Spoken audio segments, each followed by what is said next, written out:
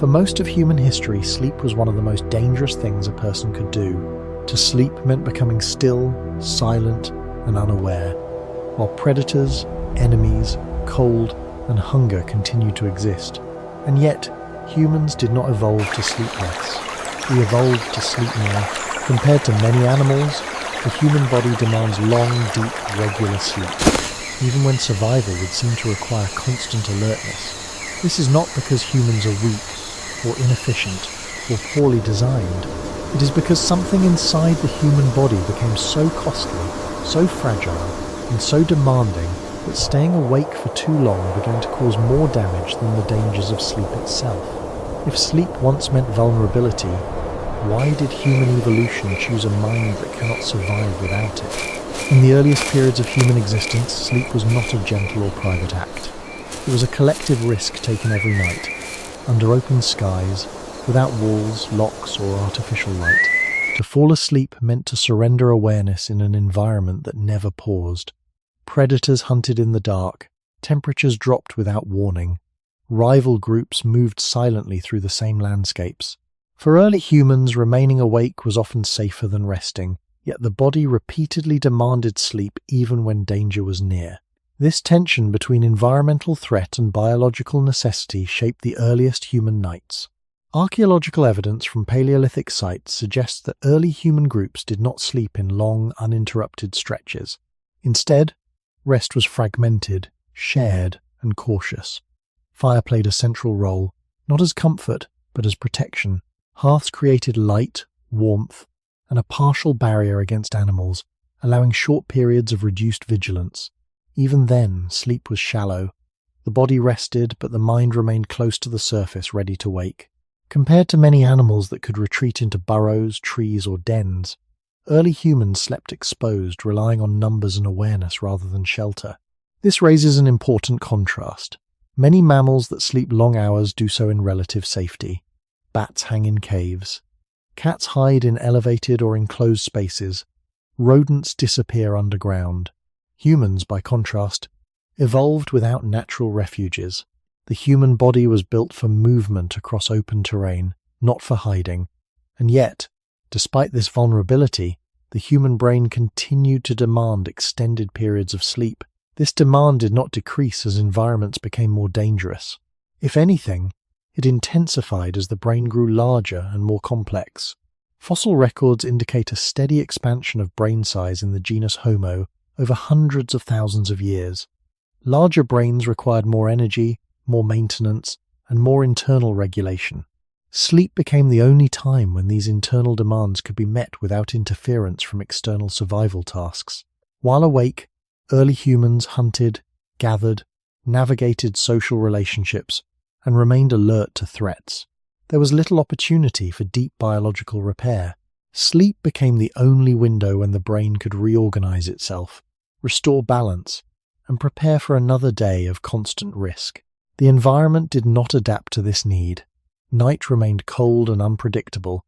Predators did not become less active, yet the human body did not reduce its dependence on sleep. This suggests that, at some point, the cost of insufficient sleep became greater than the cost of exposure. Staying awake too long impaired coordination, judgment, and perception. A tired human was slower, more error-prone, and less capable of social cooperation. Over time, these subtle failures carried consequences just as deadly as nocturnal predators. Early human groups appear to have responded not by sleeping less, but by sleeping together. Shared sleep created a system of distributed risk. While some individuals rested more deeply, others remained partially alert. Older individuals whose sleep patterns naturally became lighter with age may have acted as informal night sentinels. Children slept longer, protected by the presence of adults. This social arrangement did not eliminate danger, but it reduced it enough to allow the brain's growing demands to be met. In this way, sleep became a social adaptation layered on top of a biological one. The need for sleep did not emerge because the environment became safer. It persisted despite danger because the brain required it. Human evolution did not solve the problem of sleep by eliminating vulnerability. Instead, it accepted vulnerability and reorganized behavior around it. Sleep was no longer an individual weakness. It became a shared burden carried by the group. This pattern reveals something fundamental about human evolution. From its earliest stages, the human body prioritized internal complexity over external safety. Rather than simplifying the brain to reduce the need for rest, evolution allowed sleep to remain long and unavoidable. The environment was endured, not optimized. Each night, early humans lay down knowing that sleep exposed them to risk, yet waking without sleep exposed them to something worse, a gradual breakdown of perception, memory, and coordination that made survival impossible in the long run. This is where the human story of sleep truly begins, not as comfort, but as compromise. As early human groups adapted to sleeping together, the night slowly became a structured part of survival rather than an interruption of it. Sleep was no longer something that simply happened when exhaustion forced it. It became an activity shaped by location, timing, and social arrangement. Camps were chosen not only for access to food and water, but for visibility, airflow, and the ability to detect movement in darkness.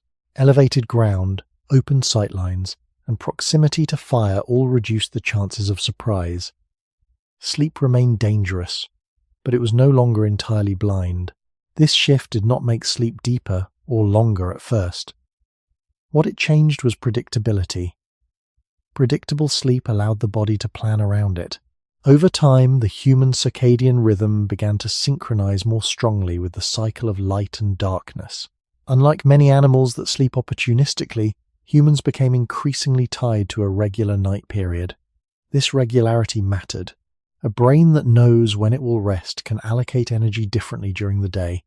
It can afford to think ahead, to remember past events, and to coordinate with others over longer spans of time. Evidence from comparative biology supports this idea. Many animals that sleep in short, irregular bursts have limited memory capacity and narrow behavioral repertoires. Their lives depend on immediate reaction rather than long-term planning. Humans moved in the opposite direction. As hunting strategies grew more complex and social bonds more intricate, the brain required stable periods of consolidation. Sleep provided that stability, but only if it occurred often enough and long enough to be reliable. The cost of this reliability was exposure. Unlike animals that could retreat into hidden shelters, humans remained visible and audible at night. This forced another adaptation: sound sensitivity. Even during sleep, the human brain retains a heightened response to unfamiliar noises. This is not a flaw of sleep quality, but a remnant of its origins. Early humans did not sleep to escape the world. They slept while remaining partially connected to it. Light sleep stages allowed rapid awakening, while deeper stages occurred only when the environment felt temporarily safe. Anthropological observations of recent hunter-gatherer societies suggest that this pattern persisted for tens of thousands of years. Sleep was communal, often around a central fire, with individuals waking and sleeping at different times. Total silence was rare. Soft movement, coughing, and shifting bodies formed a background of reassurance. In such settings, sleep was not an isolated biological function, but a social signal. The presence of others reduced fear enough to allow the brain to disengage, even briefly. This arrangement also influenced how much sleep individuals needed. In a group context, sleep could be distributed across time. No single person needed to remain alert all night, but no one could sleep completely without interruption. The human sleep pattern that emerged was therefore neither the deep, prolonged sleep of well-protected animals nor the near-sleepless vigilance of exposed prey. It was something in between, flexible yet demanding, light yet cumulative. Over many nights, the total amount of sleep remained high, even if each individual night was imperfect. As environments changed, this pattern did not disappear. When humans migrated into colder regions, built shelters, and developed clothing, sleep became physically safer but biologically no less necessary. The brain had already adapted to rely on long-term sleep accumulation. Reducing sleep now came with consequences that were not immediately fatal, but gradually disabling. Poor memory, impaired judgment, and emotional instability undermined group cohesion. In a species dependent on cooperation, these failures carried serious risks. By this stage, sleep was no longer just a response to fatigue. It was a maintenance requirement for a brain designed to hold complex social information, navigate large territories, and transmit knowledge across generations. The environment could become safer, but the brain did not revert to a lower maintenance state. Once evolution committed to a sleep-dependent brain, there was no easy path back. What began as a fragile compromise under open skies slowly hardened into a biological necessity. Sleep remained exposed, imperfect, and sometimes interrupted, but it could not be abandoned. The human body learned to tolerate the dangers of the night because it could not tolerate the consequences of staying awake too long. In this way, the early structure of human sleep reveals not comfort, but commitment. A commitment to a form of intelligence that demanded rest, even when rest was risky. Over time, the human relationship with sleep became less about immediate survival and more about long-term stability. What had begun as a fragile nightly negotiation with danger slowly shaped the structure of the human body itself. Sleep was no longer just something early humans endured. It became something the body actively prepared for. Hormonal cycles, body temperature, and attention levels began to align with the expectation that a period of reduced awareness would occur each night. This expectation did not arise because sleep was safe. It arose because sleep had become unavoidable. As human groups expanded into diverse environments, the pattern held. In grasslands, forests, deserts, and coastlines, the need for sleep remained remarkably consistent. The surroundings changed, but the internal requirement did not. This consistency suggests that sleep was no longer flexible in the way it might have been for earlier mammals. The human brain had crossed a threshold. Its internal complexity now required a predictable rhythm of restoration, regardless of external conditions. One of the clearest signs of this shift can be inferred from how humans respond to sleep loss. In many animals, brief sleep deprivation leads to short-term fatigue but little lasting damage. In humans, even moderate sleep loss quickly disrupts attention, emotional regulation, and decision-making. These are not peripheral functions. They are central to how humans survive as a social species. A tired human does not simply move more slowly. They misinterpret signals, overreact emotionally, and fail to coordinate with others. In early human groups, such failures could fracture cooperation long before they caused physical collapse. This vulnerability reveals something important. The human brain was not optimized to function under constant alertness. It was optimized to function well after rest. That is a critical distinction. Evolution did not select for humans who could stay awake indefinitely. It selected for humans who could perform complex tasks after sufficient sleep. The cost of this specialization was dependence. Once the brain relied on sleep to maintain its internal balance, sleep could no longer be optional. Archaeological timelines reinforce this idea indirectly. As tool-making became more sophisticated, techniques were passed down across generations rather than rediscovered each time. This transmission required stable memory, fine motor control, and the ability to focus for extended periods. These abilities degrade rapidly without sleep. The emergence of cumulative culture therefore placed additional pressure on the brain to remain well rested. Sleep was no longer just about surviving the next day. It was about preserving knowledge across decades. At the same time, the human lifespan slowly increased. Longer lives meant longer memory chains, more social relationships, and greater emotional complexity. All of these increased the maintenance burden on the brain. Sleep became the only available mechanism for managing this burden. There was no alternative biological system waiting to take over. Unlike claws, fur, or camouflage, sleep could not be replaced by a physical trait. It was a process, not a structure, and processes are harder to redesign once they are embedded. By the end of this long, early phase of human evolution, sleep had become a fixed cost of being human. The dangers associated with sleep never fully disappeared, but they became secondary. What mattered more was the danger of a mind that could not recover. A sleepless human might survive a night, but not many seasons. The slow erosion of judgment, memory, and emotional balance would eventually undermine their place in the group.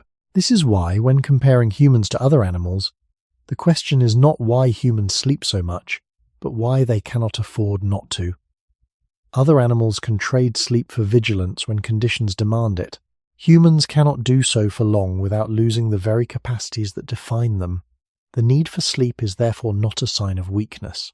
It is evidence of a deep evolutionary commitment to a particular kind of intelligence, one that trades constant readiness for depth, continuity, and meaning over time. By the time the earliest human societies stabilized, sleep was no longer negotiated nightly. It was assumed. The body expected it. The brain demanded it. And the cost of denying it had become too high to ignore. When comparing human sleep to that of other animals, the difference is not simply a matter of hours. It is a difference in purpose, structure, and constraint. Many animals sleep in ways that appear efficient and adaptable. Some sleep standing, others sleep with one eye open. Dolphins can rest one hemisphere of the brain at a time while continuing to swim. Birds can enter brief sleep episodes lasting only seconds. These strategies allow animals to remain functional while minimizing vulnerability.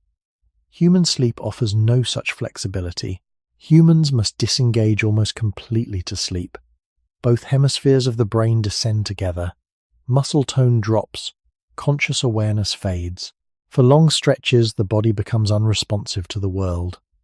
This depth of disengagement is unusual among animals of comparable size and ecological exposure. It immediately raises a question.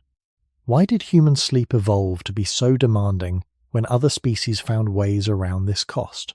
Part of the answer lies in how animals use their brains. Many species rely heavily on instinctive behaviors that change little over a lifetime. Their actions are guided by inherited patterns rather than accumulated experience.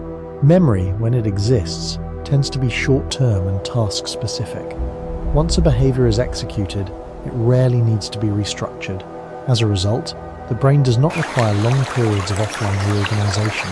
Sleep can remain shallow, fragmented, or brief without compromising survival. Humans took a different path. From an early stage, human survival depended less on fixed responses and more on learning. Hunting strategies changed with terrain. Social alliances shifted with circumstance. Knowledge accumulated across seasons and generations. This required a brain capable of continuous updating, not just reaction.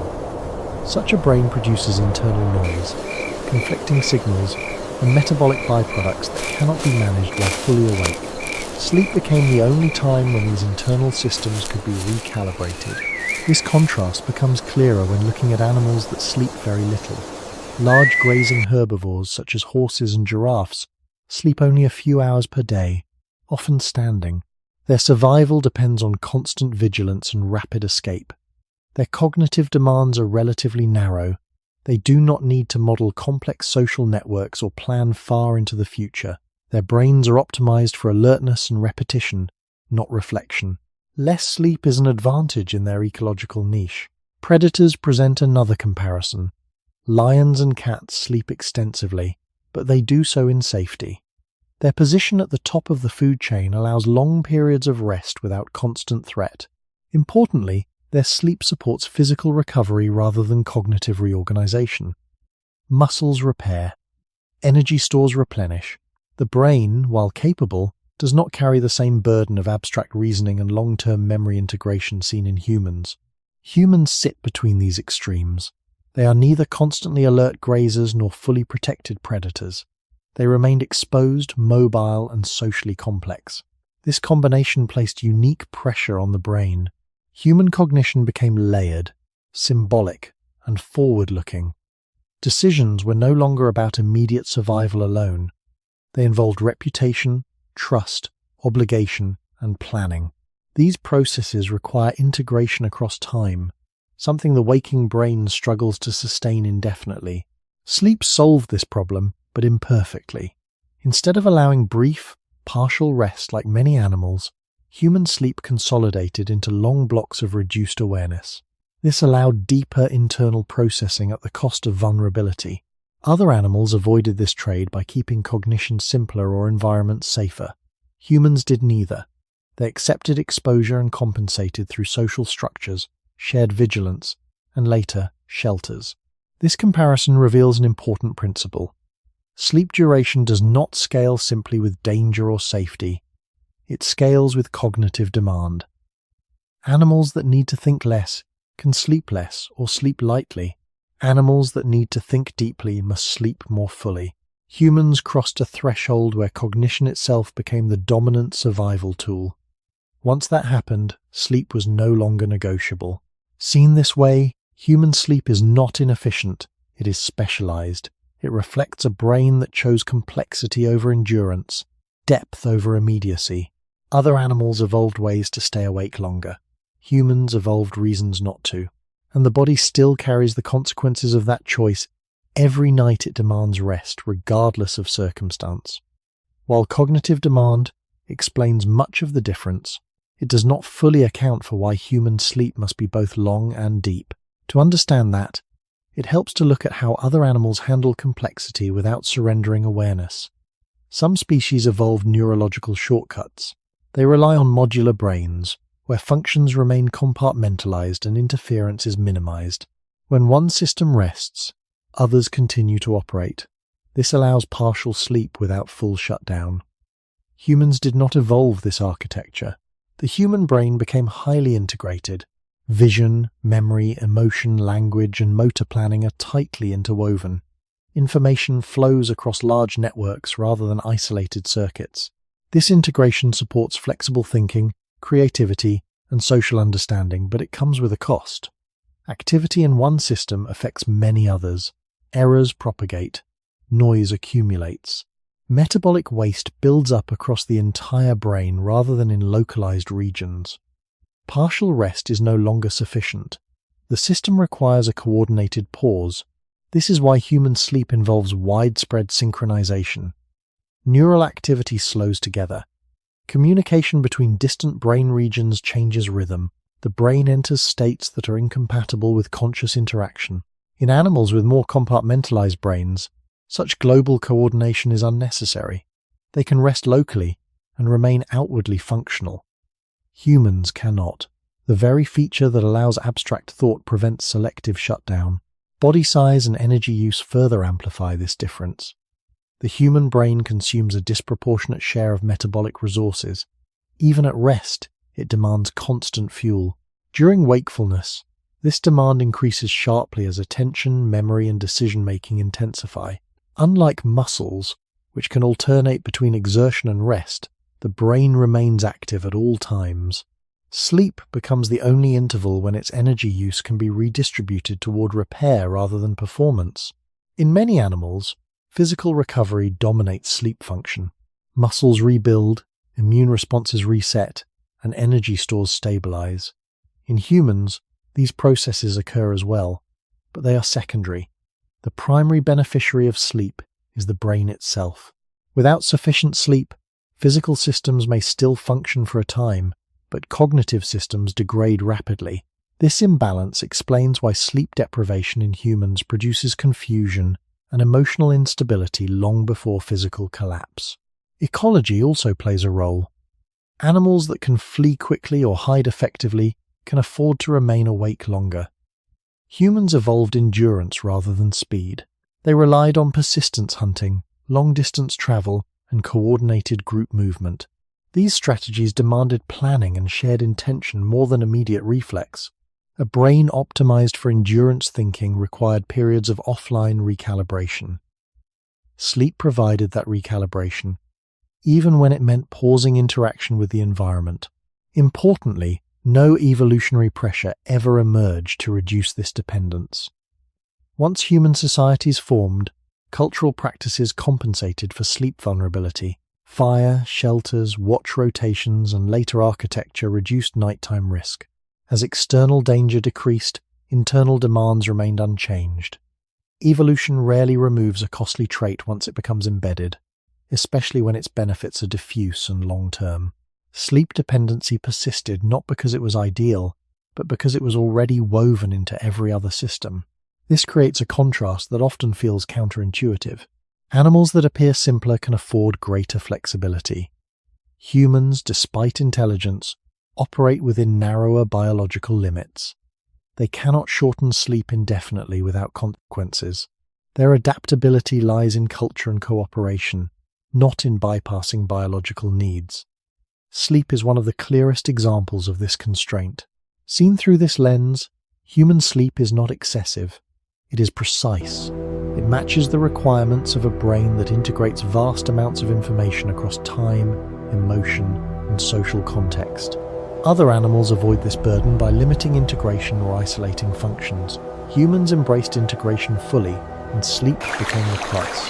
The question, then, is not why humans need so much sleep compared to other animals. It is why they evolved a brain that left them no alternative. The answer lies not in laziness or inefficiency, but in the architecture of a mind built to connect everything to everything else. Even among animals that display advanced intelligence, human sleep remains unusually demanding. This becomes clear when comparing humans with species known for problem-solving, memory, or social behavior. Great apes, dolphins, elephants, and certain birds all show signs of learning emotional complexity. Yet none rely on sleep in quite the same way humans do. Their sleep is often shorter, more flexible, or distributed across different states of awareness. Intelligence alone does not explain the difference. What separates humans is not intelligence in isolation, but the density of meaning carried by daily experience. Human lives are filled with symbolic information. Words, gestures, social roles, expectations, and memories overlap constantly. A single interaction can activate emotion, memory, anticipation, and self-reflection all at once. This layered experience produces a level of internal load that accumulates throughout the day. Sleep becomes the only time when this accumulation can be reduced without further input. Other intelligent animals experience complexity, but it is narrower in scope. A dolphin navigates social bonds and spatial memory, yet it does not construct long narratives about identity or future obligation. An ape remembers alliances and conflicts, but those memories do not branch endlessly into imagined outcomes. Human cognition expands each experience beyond its immediate context. Events are replayed, reinterpreted, and woven into personal history. This recursive processing does not stop when the stimulus ends. It continues internally, generating pressure that must eventually be released. Sleep provides that release by interrupting conscious narrative. During sleep, the brain disconnects from external signals and loosens the grip of waking logic. Associations reorganize without the need for coherence. Emotional intensity is recalibrated. Memory traces are strengthened or weakened. This process cannot occur while the mind is actively constructing meaning. For humans, staying awake too long means staying trapped in unresolved cognitive loops. Other animals, whose experiences generate fewer loops, can afford to remain awake without the same cost. There is also a temporal dimension. Humans live simultaneously in past, present, and future. Memory recalls what has happened. Planning anticipates what might happen. Imagination fills the space between. This constant temporal overlap strains neural systems. Sleep temporarily collapses this timeline. The future recedes, the past fragments, the present dissolves. In this suspended state, the brain can rebalance without being pulled in multiple directions at once. From an evolutionary perspective, this trait offered advantages that outweighed its costs. Humans who could maintain complex internal models of their social and physical world were better at cooperation, tool use, and cultural transmission. These advantages accumulated slowly but decisively. The increased need for sleep was accepted as part of the package. Other species retained flexibility by keeping internal models simpler or more domain-specific. This also explains why human sleep is sensitive to disruption. Changes in routine, light exposure, or emotional stress quickly affect sleep quality. The human brain expects predictable downtime to manage its internal complexity. When that downtime is threatened, the system struggles. Animals with less integrated cognition can adjust more easily. Their sleep serves fewer functions and can be compressed when necessary. Over evolutionary time, this sensitivity became another fixed trait. Human biology did not develop a backup system for cognitive overload. Instead, it doubled down on sleep as the primary regulator. Every night the brain assumes it will have time to disengage. When that assumption fails, performance declines rapidly. In this sense, human sleep reveals the true cost of meaning. To live in a world rich with symbols, memory, and imagination requires periods of withdrawal. Other animals remain closer to immediate reality and can stay awake within it.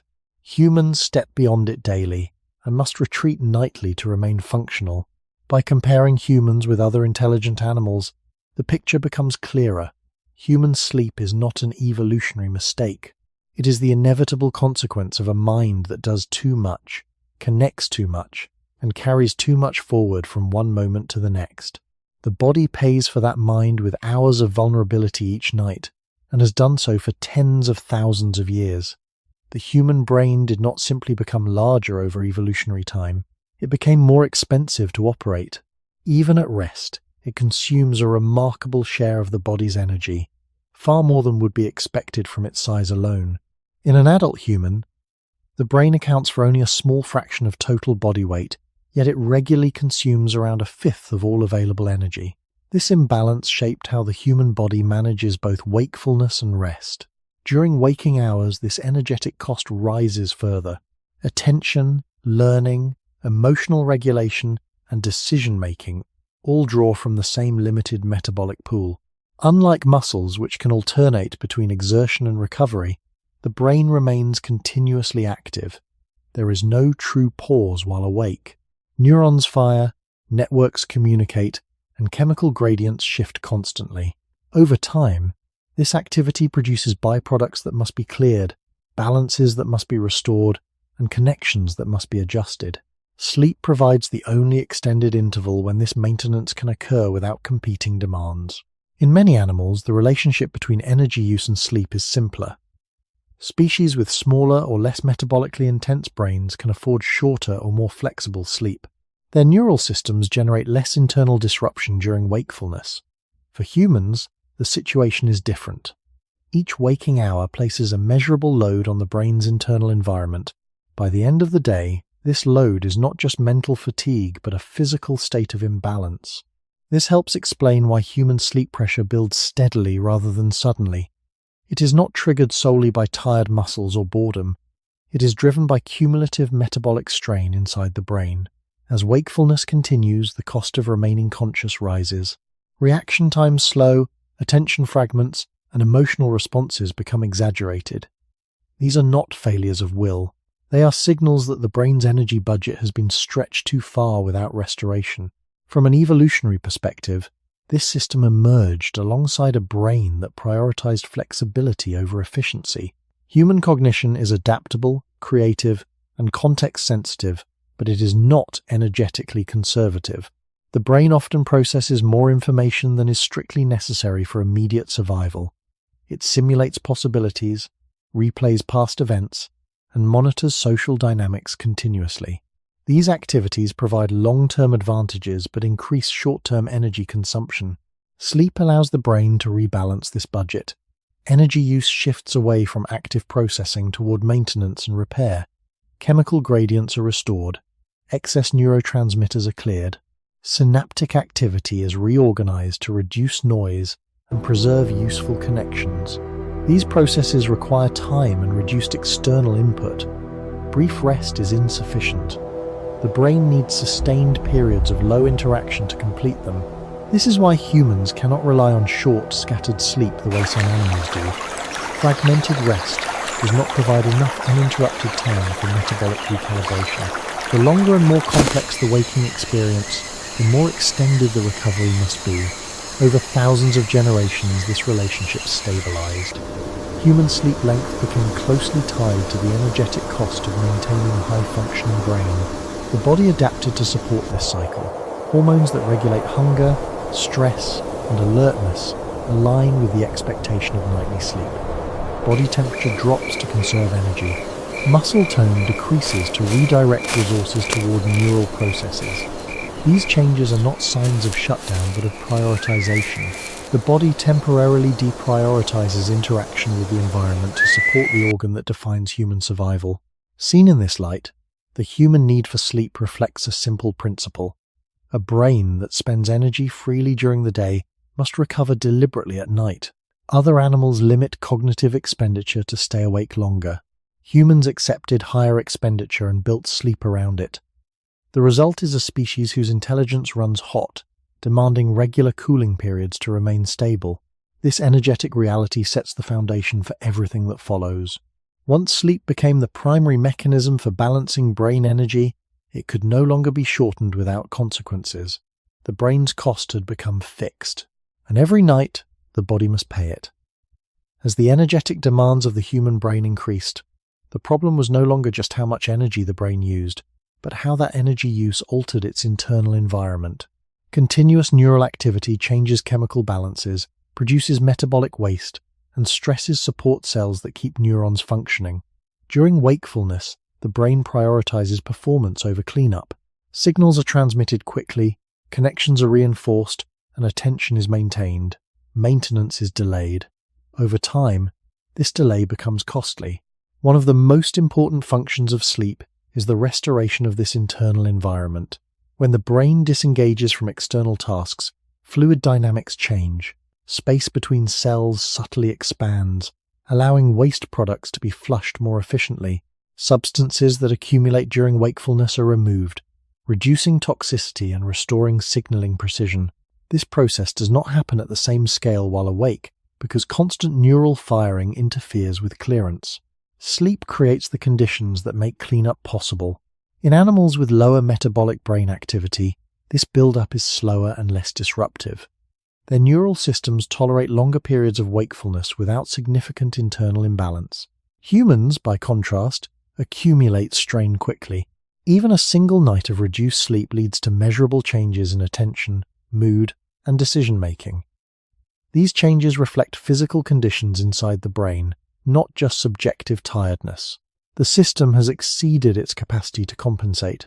This vulnerability shaped human sleep architecture. Long, consolidated sleep periods became necessary to fully reset the brain's internal state.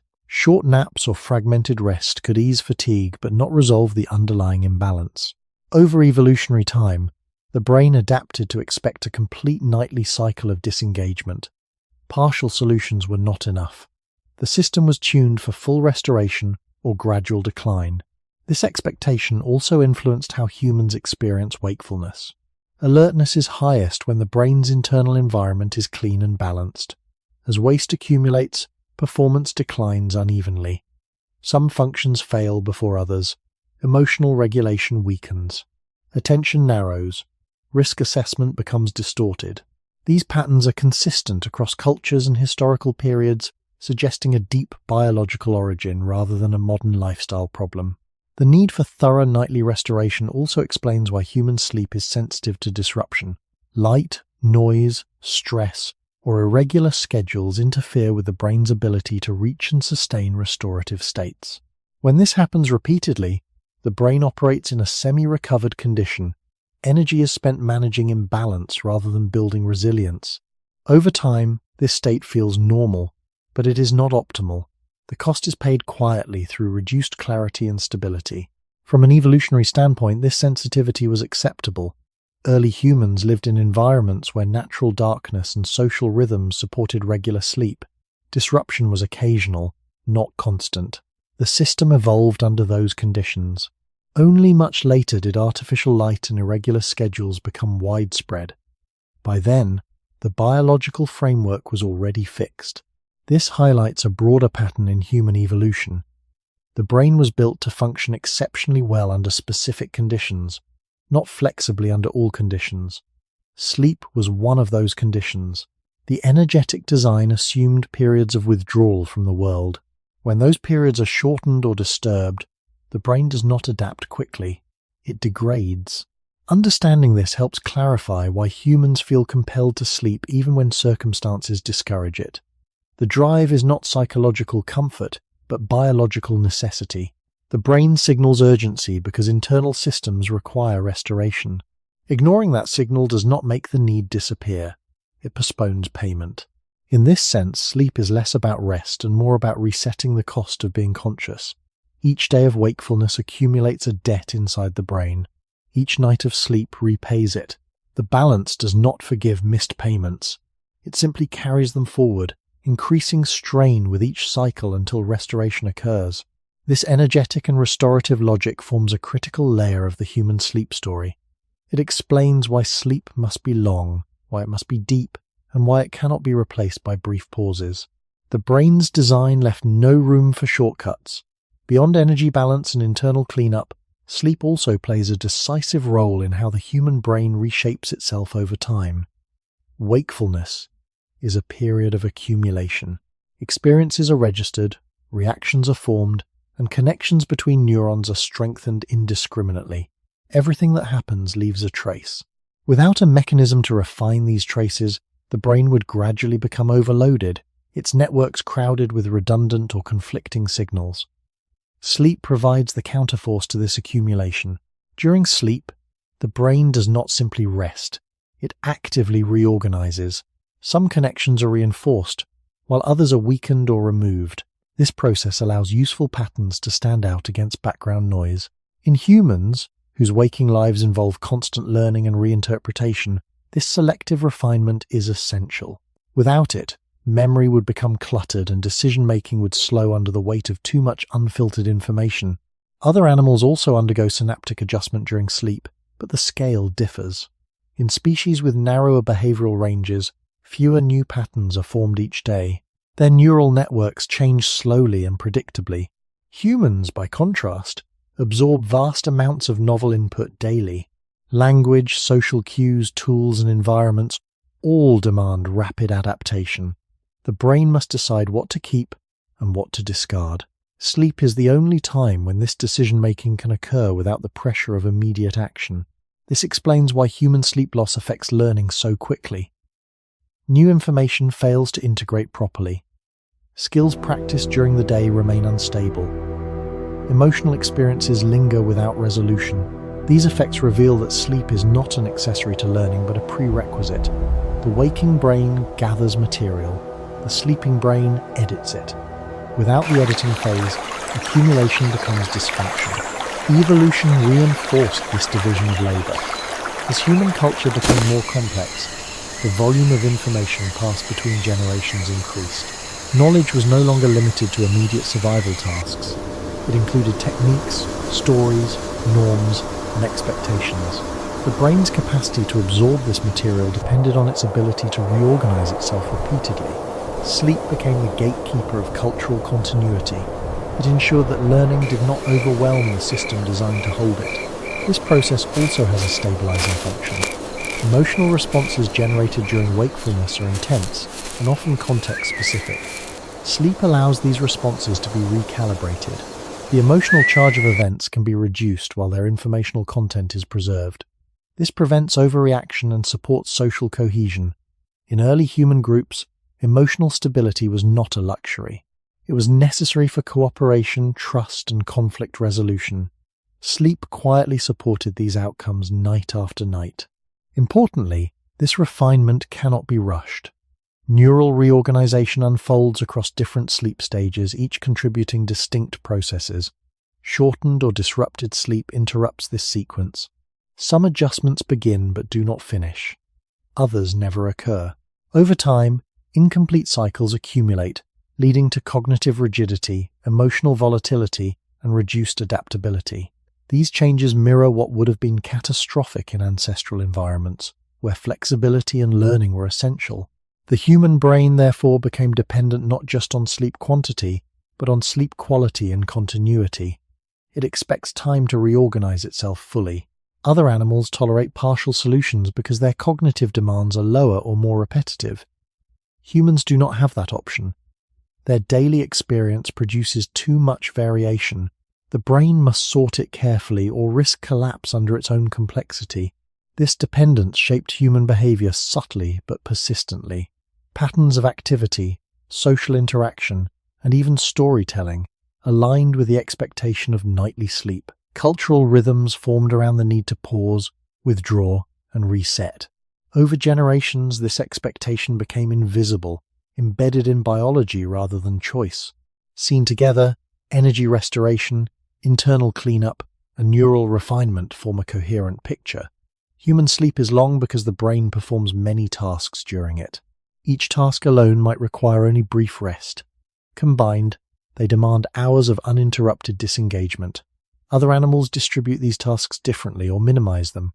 Humans concentrated them into a single process and accepted the vulnerability it imposed. By the time modern humans emerged, sleep was no longer a negotiable behavior. It was a structural requirement of a brain built to learn continuously, feel deeply, and remember across decades. The body could endure hunger, cold, and fatigue for short periods. It could not endure a mind that failed to reorganize itself. Sleep ensured that this failure remained rare, at the cost of nightly withdrawal from the world. This final layer completes the picture of why human sleep became so demanding. It is not excessive rest. It is active maintenance of a system that never truly stops changing. Long before written language or formal teaching existed, human survival depended on memory. Knowing where water could be found, which plants were edible, who could be trusted, and which paths were dangerous required information to be carried across days, seasons, and lifetimes. This reliance on memory marked a turning point in human evolution. Sleep became deeply entangled with this change, not as a passive state, but as the condition that made long-term memory possible. In many animals, memory is immediate and functional. It supports navigation, threat recognition, and basic social interaction. Once a task is learned, it changes little. The memory does not need to be constantly updated or reinterpreted. In humans, memory serves a different role. Experiences are not simply stored, they are connected, compared, and layered onto earlier knowledge. Each new event can alter the meaning of past ones. This dynamic structure places a heavy burden on the brain. During waking hours, the human brain records information rapidly. Sensory details, emotional tone, and contextual cues are encoded simultaneously. But this encoding is unstable at first. Without consolidation, memories remain fragile and easily disrupted. Sleep provides the window in which these fragile traces are stabilized. The brain replays patterns of activity, strengthening some connections while allowing others to fade. This process transforms short-term impressions into durable memory. This function of sleep becomes especially important when considering the length of human childhood. Humans mature slowly compared to most mammals. Years pass before full independence is reached. During this time, the brain absorbs vast amounts of information about the environment and social structure. Sleep supports this prolonged learning period by allowing continuous integration of experience. Without regular sleep, the developing brain would struggle to organize its inputs into usable knowledge. Archaeological evidence suggests that early humans accumulated skills over generations rather than starting from scratch. Tool designs improved gradually. Hunting methods became more efficient. These changes imply reliable transmission of knowledge. Such transmission depends not only on teaching but on the learner's capacity to retain and refine what is learned. Sleep underpins this capacity. It ensures that learning persists beyond immediate context and becomes part of shared culture. Memory is also tied to prediction. Humans use past experiences to anticipate future outcomes. This ability reduces risk and increases cooperation. Sleep contributes by linking memories into coherent models. During sleep, the brain explores associations between events, allowing patterns to emerge. These patterns guide behavior the next day. Without this nightly integration, memory would remain fragmented, and prediction would be less reliable. The cost of this system is time and vulnerability. While sleeping, humans cannot gather information or respond quickly to change. Yet evolution favored memory-rich brains despite this cost. The advantages of remembering outweighed the dangers of temporary unawareness. Groups with better memory coordination could plan migrations, manage resources, and maintain social bonds more effectively. Over generations, these advantages compounded. Sleep thus became inseparable from memory. It is not simply rest after learning, but the continuation of learning by other means. The brain shifts from gathering information to organizing it. This organization cannot occur fully while awake, because new input constantly interferes. Sleep closes the gate, allowing the brain to work with what it already has.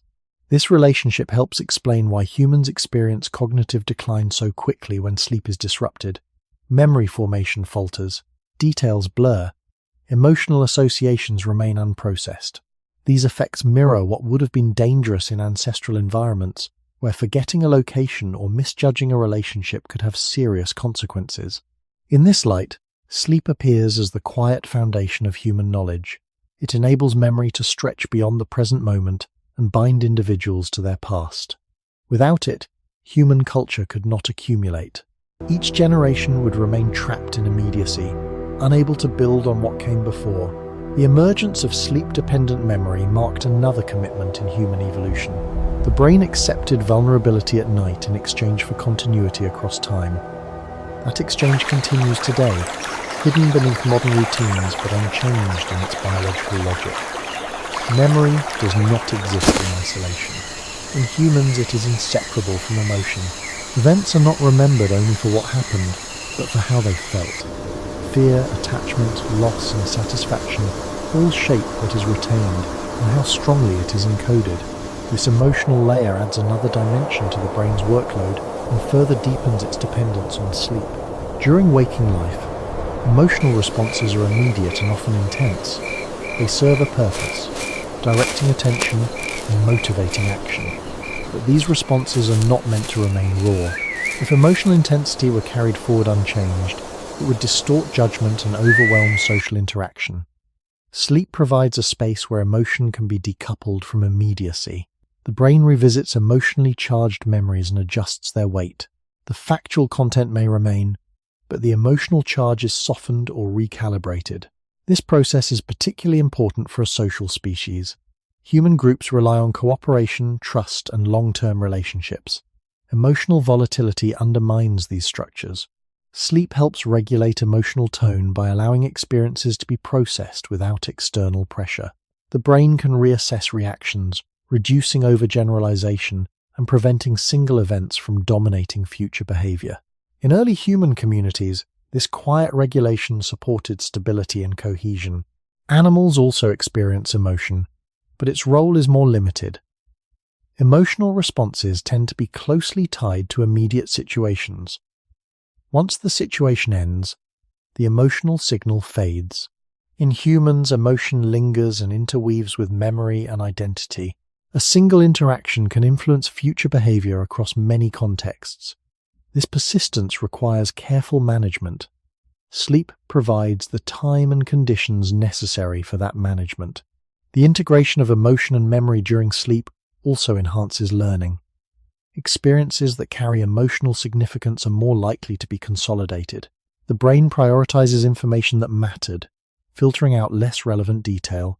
This selective process improves efficiency, ensuring that memory storage reflects adaptive value rather than sheer volume. Without sleep, this filtering weakens, and memory becomes cluttered with undifferentiated impressions. This mechanism helps explain why traumatic or stressful experiences often disrupt sleep. Heightened emotional load interferes with the brain's ability to disengage. At the same time, sleep is precisely what is needed to process that load. This tension has deep evolutionary roots. In ancestral environments, intense emotion often signaled unresolved danger. The brain delayed sleep until some resolution was achieved. Once sleep occurred, emotional recalibration could proceed. Over time, this dynamic shaped a feedback loop. Emotion affected sleep, and sleep reshaped emotion. The human brain evolved to rely on this loop to maintain balance. Disrupting one side inevitably affected the other.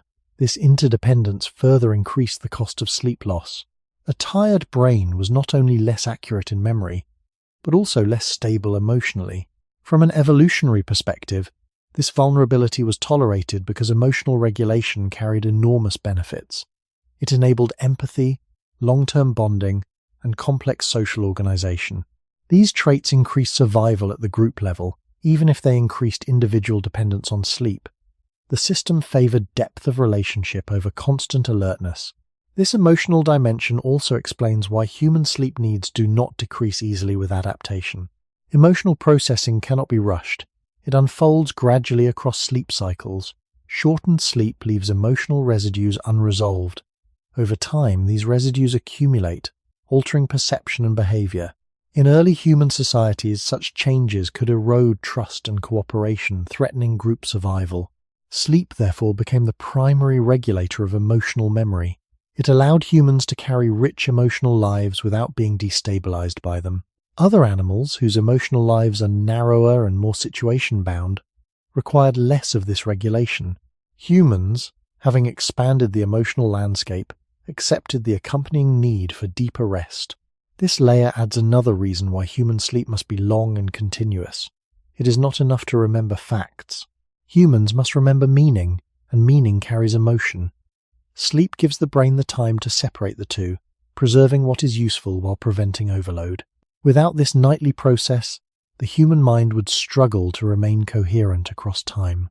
Thus, sleep stands at the intersection of memory and emotion. It protects both, not by suppressing experience, but by reshaping it. This quiet work continues each night, unseen, sustaining the balance that makes human social life possible. As memory and emotion became increasingly intertwined, another function of sleep quietly emerged: the ability to reshape personal narrative. Humans do not experience life as a sequence of isolated events. They experience it as a story, with continuity, identity, and meaning extending across time. This narrative capacity places a unique strain on the brain.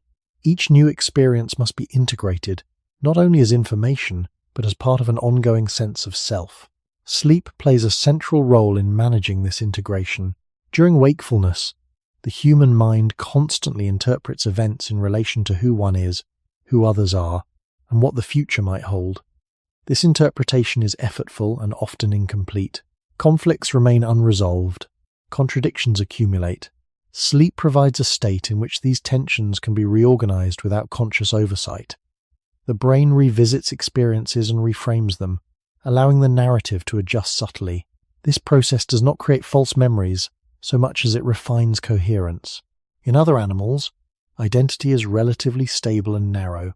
Behavior follows patterns that change slowly. There is little need to reinterpret past actions or imagine alternate futures. Humans, by contrast, revise their understanding of themselves continuously. A single experience can alter long-held beliefs or redirect goals. This fluidity requires a mechanism to prevent fragmentation. Sleep supplies that mechanism by temporarily suspending active self-monitoring and allowing narrative threads to realign. This function is especially important in long-lived species. As human lifespans extended, the volume of experience each individual carried increased dramatically. Without periodic reorganization, the accumulation of memory and emotion could become overwhelming. Sleep offers a recurring opportunity to compress experience into manageable form. It allows the brain to preserve continuity without carrying every detail forward unchanged. Archaeological and anthropological evidence suggests that storytelling, ritual, and shared memory played a role in early human societies. These cultural practices mirror internal cognitive processes. Just as groups created shared narratives to maintain cohesion, individuals relied on sleep to maintain internal coherence. The same biological mechanism that supports memory consolidation also supports narrative stability. This explains why disruptions to sleep often affect a person's sense of identity and perspective. Without sufficient sleep, thoughts become disjointed. Past and future lose connection. Emotional reactions feel out of proportion. These effects are not merely symptoms of fatigue. They reflect a failure of the brain's narrative maintenance system. The mind struggles to integrate experience into a coherent whole. From an evolutionary standpoint, this vulnerability was outweighed by the benefits of narrative thinking. Humans who could construct meaningful internal models of their lives were better able to plan, learn from mistakes, and align their behavior with group norms. These abilities increased long-term survival and cooperation. Sleep dependency was accepted as the cost of narrative depth. This layer further distinguishes human sleep from that of other animals. Sleep is not only about restoring energy or regulating emotion, it is about preserving continuity of self. Other species do not require such continuity to the same degree. Their survival depends on consistency of behavior, not consistency of identity. Humans evolved to value both. As a result, human sleep became deeply tied to psychological well-being. It supports not only memory and emotion, but the sense of being a stable individual across time. This function cannot be compressed or bypassed. It unfolds gradually across sleep cycles, relying on reduced sensory input and disengagement from external demands. By the time modern humans emerged, sleep had become an essential backdrop to consciousness itself. Each night, the brain steps back from the story it is telling and quietly edits it. Each morning the story resumes, slightly altered, slightly more coherent. This process is invisible, but its absence is immediately felt. In this way, sleep completes the transformation of memory into meaning. It allows humans to carry rich inner lives without losing structure. The need for sleep thus reflects not only biological maintenance, but the maintenance of a mind that understands itself over time. That need, once established, could not be reduced without eroding the very qualities that defined human experience. The human body is not repaired evenly throughout the day. While awake, it prioritizes movement, perception, and response. Resources are directed outward, toward interaction with the environment. Maintenance tasks are postponed. Small injuries accumulate. Cellular stress increases. Over time, this imbalance would become unsustainable if not corrected. Sleep provides the interval in which the body shifts priorities inward, addressing damage that cannot be fully repaired during wakefulness. This shift is especially important for humans because of how much strain daily life places on the body. Endurance walking, tool use, repetitive motions, and exposure to the elements all leave traces at the cellular level. Muscles experience microtears. Immune challenges arise from cuts, pathogens, and environmental stressors. Hormonal systems fluctuate under social and physical pressure. While animals also face physical stress, many rely on bursts of activity followed by long periods of rest. Humans evolved a different rhythm, marked by sustained activity and delayed recovery. Sleep allows recovery to become coordinated rather than piecemeal. Hormonal signals that promote tissue repair rise during rest. Growth-related processes become more active, even in adulthood. Immune responses are regulated and recalibrated. Inflammation is reduced. These changes are not incidental. They are timed to occur when the body is least engaged with external demands. For humans, this timing became predictable, reinforcing the need for long, uninterrupted sleep. The immune system illustrates this relationship clearly. While awake, the body monitors threats and reacts as needed. During sleep, immune activity shifts toward memory and regulation. Responses are refined rather than amplified. This balance prevents overreaction while preserving protection. Without sufficient sleep, immune responses become less precise. The body may remain in a heightened state of alert, wasting energy and increasing wear. Over evolutionary time, this inefficiency would have reduced resilience. Other animals distribute immune and repair processes differently. Some species can rest intermittently throughout the day, allowing maintenance to occur in short cycles. Humans consolidated maintenance into the night. This consolidation increased efficiency but reduced flexibility. Missing sleep meant missing repair. There was no alternative window built into the system. This dependence also explains why physical fatigue and illness are closely linked to sleep in humans. When sleep is shortened, recovery tasks are left incomplete. The body carries forward unresolved stress. Performance may continue temporarily, but vulnerability increases. Injuries heal more slowly. Resistance to infection weakens. These effects would have been costly in ancestral environments where even minor impairments could threaten survival. From an evolutionary perspective, this design reflects a trade-off. By concentrating repair during sleep, humans freed waking hours for exploration, cooperation, and learning. The body assumed that rest would occur reliably. Cultural practices supported this assumption by organizing daily life around night and day. As long as the rhythm held, the system worked. Once again, sleep emerges not as passive rest, but as active biological work. The body uses the opportunity of reduced awareness to rebuild itself. Other animals rely more heavily on anatomical protection or regenerative speed. Humans rely on timing. Sleep became the scheduled maintenance window for a body designed to endure sustained use rather than brief exertion. This layer adds to the growing picture. Human sleep is long because many processes are deferred until it occurs. Brain maintenance, emotional regulation, memory consolidation, and now physical repair all converge on the same interval. The system works only if that interval is protected. In early human societies, the consequences of missing sleep would have been gradual but serious. A body that failed to repair itself became less reliable. Endurance declined. Illness lingered. These changes affected not only individuals but the group's capacity to function. Sleep thus supported survival at multiple levels simultaneously. By linking physical maintenance to sleep, human evolution further locked in the need for long, continuous rest. The body could no longer be maintained while fully engaged with the world. Withdrawal became necessary, not optional. Each night, the human organism turned inward to sustain itself for the demands of the next day. While physical repair occurs in all animals, the way humans rely on sleep to coordinate this repair is unusually centralized. Instead of spreading recovery evenly across the day, the human body postpones many restorative processes until sustained rest is available. This strategy increases efficiency but reduces tolerance for disruption. When sleep is shortened, the body does not fully compensate elsewhere. Repair remains incomplete. One reason for this centralization lies in hormonal regulation. In humans, many hormones that influence growth, tissue repair, and immune modulation follow daily rhythms tied closely to sleep. These rhythms evolved in environments where night reliably signaled a pause in activity. During sleep, signals that promote rebuilding rise, while those associated with stress and vigilance fall. This coordinated shift allows multiple systems to work in alignment rather than competing for resources. Animals that sleep intermittently can afford less coordination. Their bodies are designed to recover in small segments, adjusting to frequent interruptions. Humans did not evolve this flexibility. As daily activities became longer and more complex, it became advantageous to delay maintenance until a predictable window. Sleep provided that window.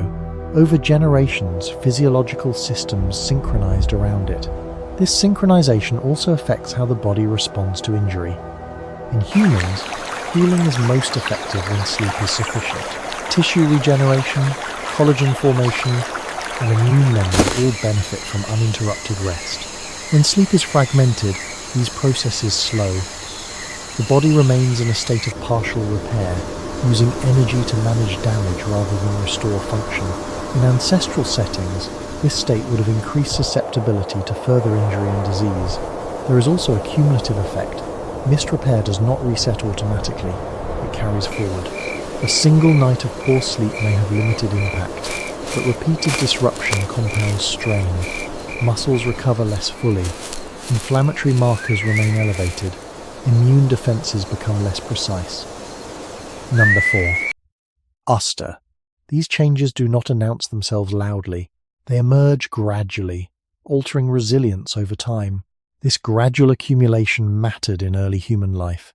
Survival depended on endurance, not just strength. Walking long distances, carrying loads, and performing repetitive tasks required bodies that could sustain moderate stress day after day. Sleep-supported repair made this possible. Without it, small inefficiencies would erode capacity. The body would still function, but at reduced margins.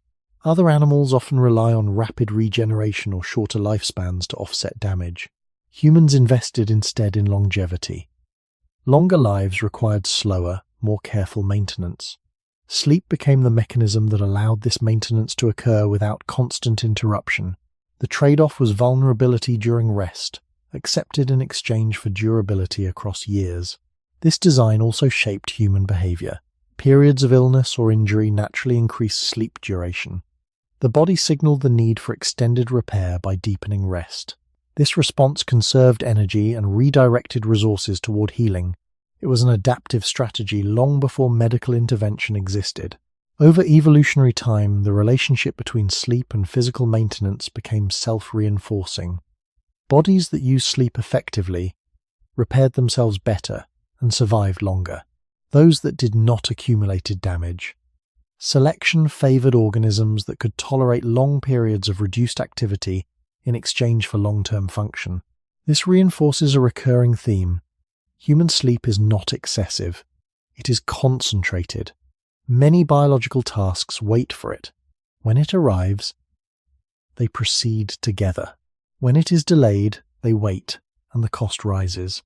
There is no backup schedule. By understanding this, the comparison with other animals becomes clearer.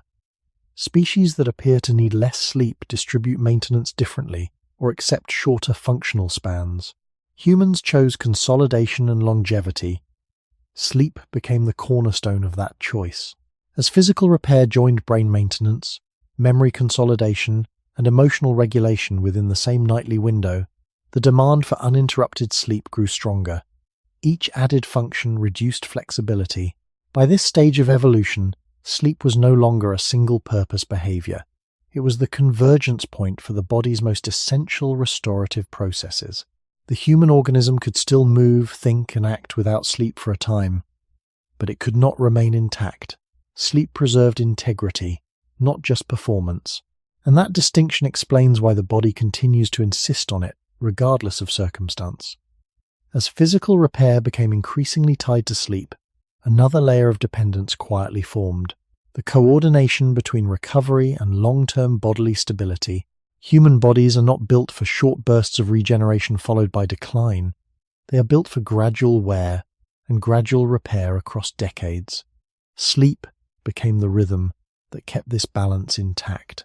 Unlike many animals that experience rapid cycles of growth and decay, humans age slowly. Bones remodel over years. Muscles adapt gradually. Immune memory accumulates across a lifetime. This slow pacing requires consistent maintenance rather than emergency repair. Sleep provides the regular interval in which small corrections can be made before they become large problems. Each night, minor imbalances are adjusted, preventing the need for drastic intervention later. This is particularly evident in the regulation of inflammation.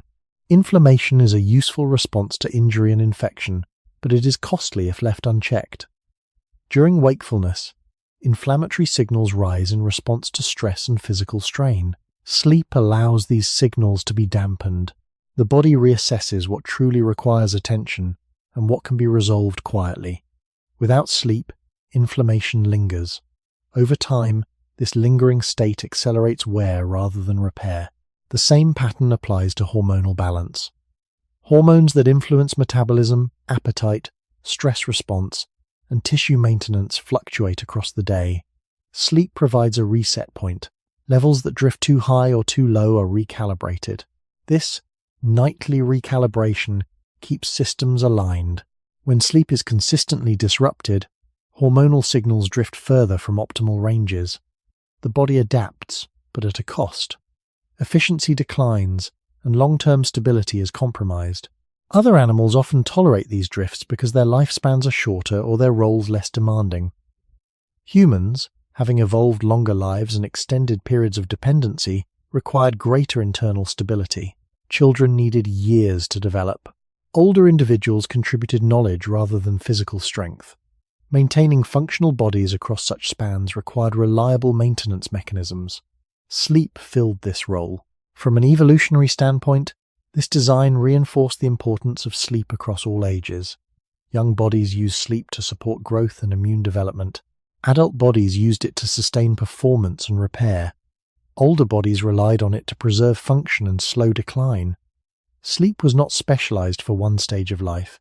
It was integrated across the entire lifespan. This integration also shaped human expectations of rest during vulnerability. When injured or ill, humans instinctively withdraw and sleep more. This behavior conserves energy and accelerates repair. It reflects an ancient understanding encoded in physiology rather than conscious choice. The body knows that healing requires disengagement. As human societies grew more complex, this biological logic remained unchanged. Tools improved, shelters strengthened, medicine eventually emerged.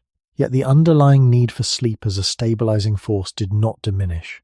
Technology could reduce external threats, but it could not replace internal maintenance. Sleep remained the foundation. By this stage of the evolutionary story, sleep had accumulated too many responsibilities to be reduced. Brain recovery, memory consolidation, emotional regulation, immune calibration, tissue repair, and hormonal balance all converged on the same period of rest. Removing or shortening that period weakened every system simultaneously. This convergence explains why the human body responds so strongly to sleep loss. The reaction is not exaggerated. It reflects the failure of multiple maintenance processes at once. Fatigue, irritability, weakened immunity, and slowed healing are not separate symptoms. They are parallel consequences of a missed biological appointment. Seen as a whole, human sleep is the scaffolding that supports a long, complex life. Other animals may prioritize immediate survival or rapid reproduction. Humans invested in endurance, learning, and social continuity. Sleep became the quiet mechanism that made this investment sustainable. By anchoring physical stability to nightly rest, human evolution completed another commitment. The body accepted vulnerability in exchange for durability. Each night of sleep preserved not just the next day, but the long arc of the human life. That preservation required time, regularity, and withdrawal from the world, and there was no substitute. With this layer in place, the question of why humans need so much sleep gains another answer. It is not only the brain that demands it, the entire body has learned to depend on it. Dreaming is one of the most distinctive features of human sleep, and its presence reveals that sleep is not a passive shutdown, but an altered mode of brain activity. When humans dream, the brain becomes internally active while remaining disconnected from the external world. Sensory input is reduced, muscles are largely inhibited, yet emotional and imaginative systems engage strongly. This unusual state is rare in the animal kingdom and suggests that human sleep evolved to support more than physical or cognitive maintenance alone. It also supports internal simulation. During dreaming, the brain recombines memories, emotions, and expectations into scenarios that do not correspond directly to reality.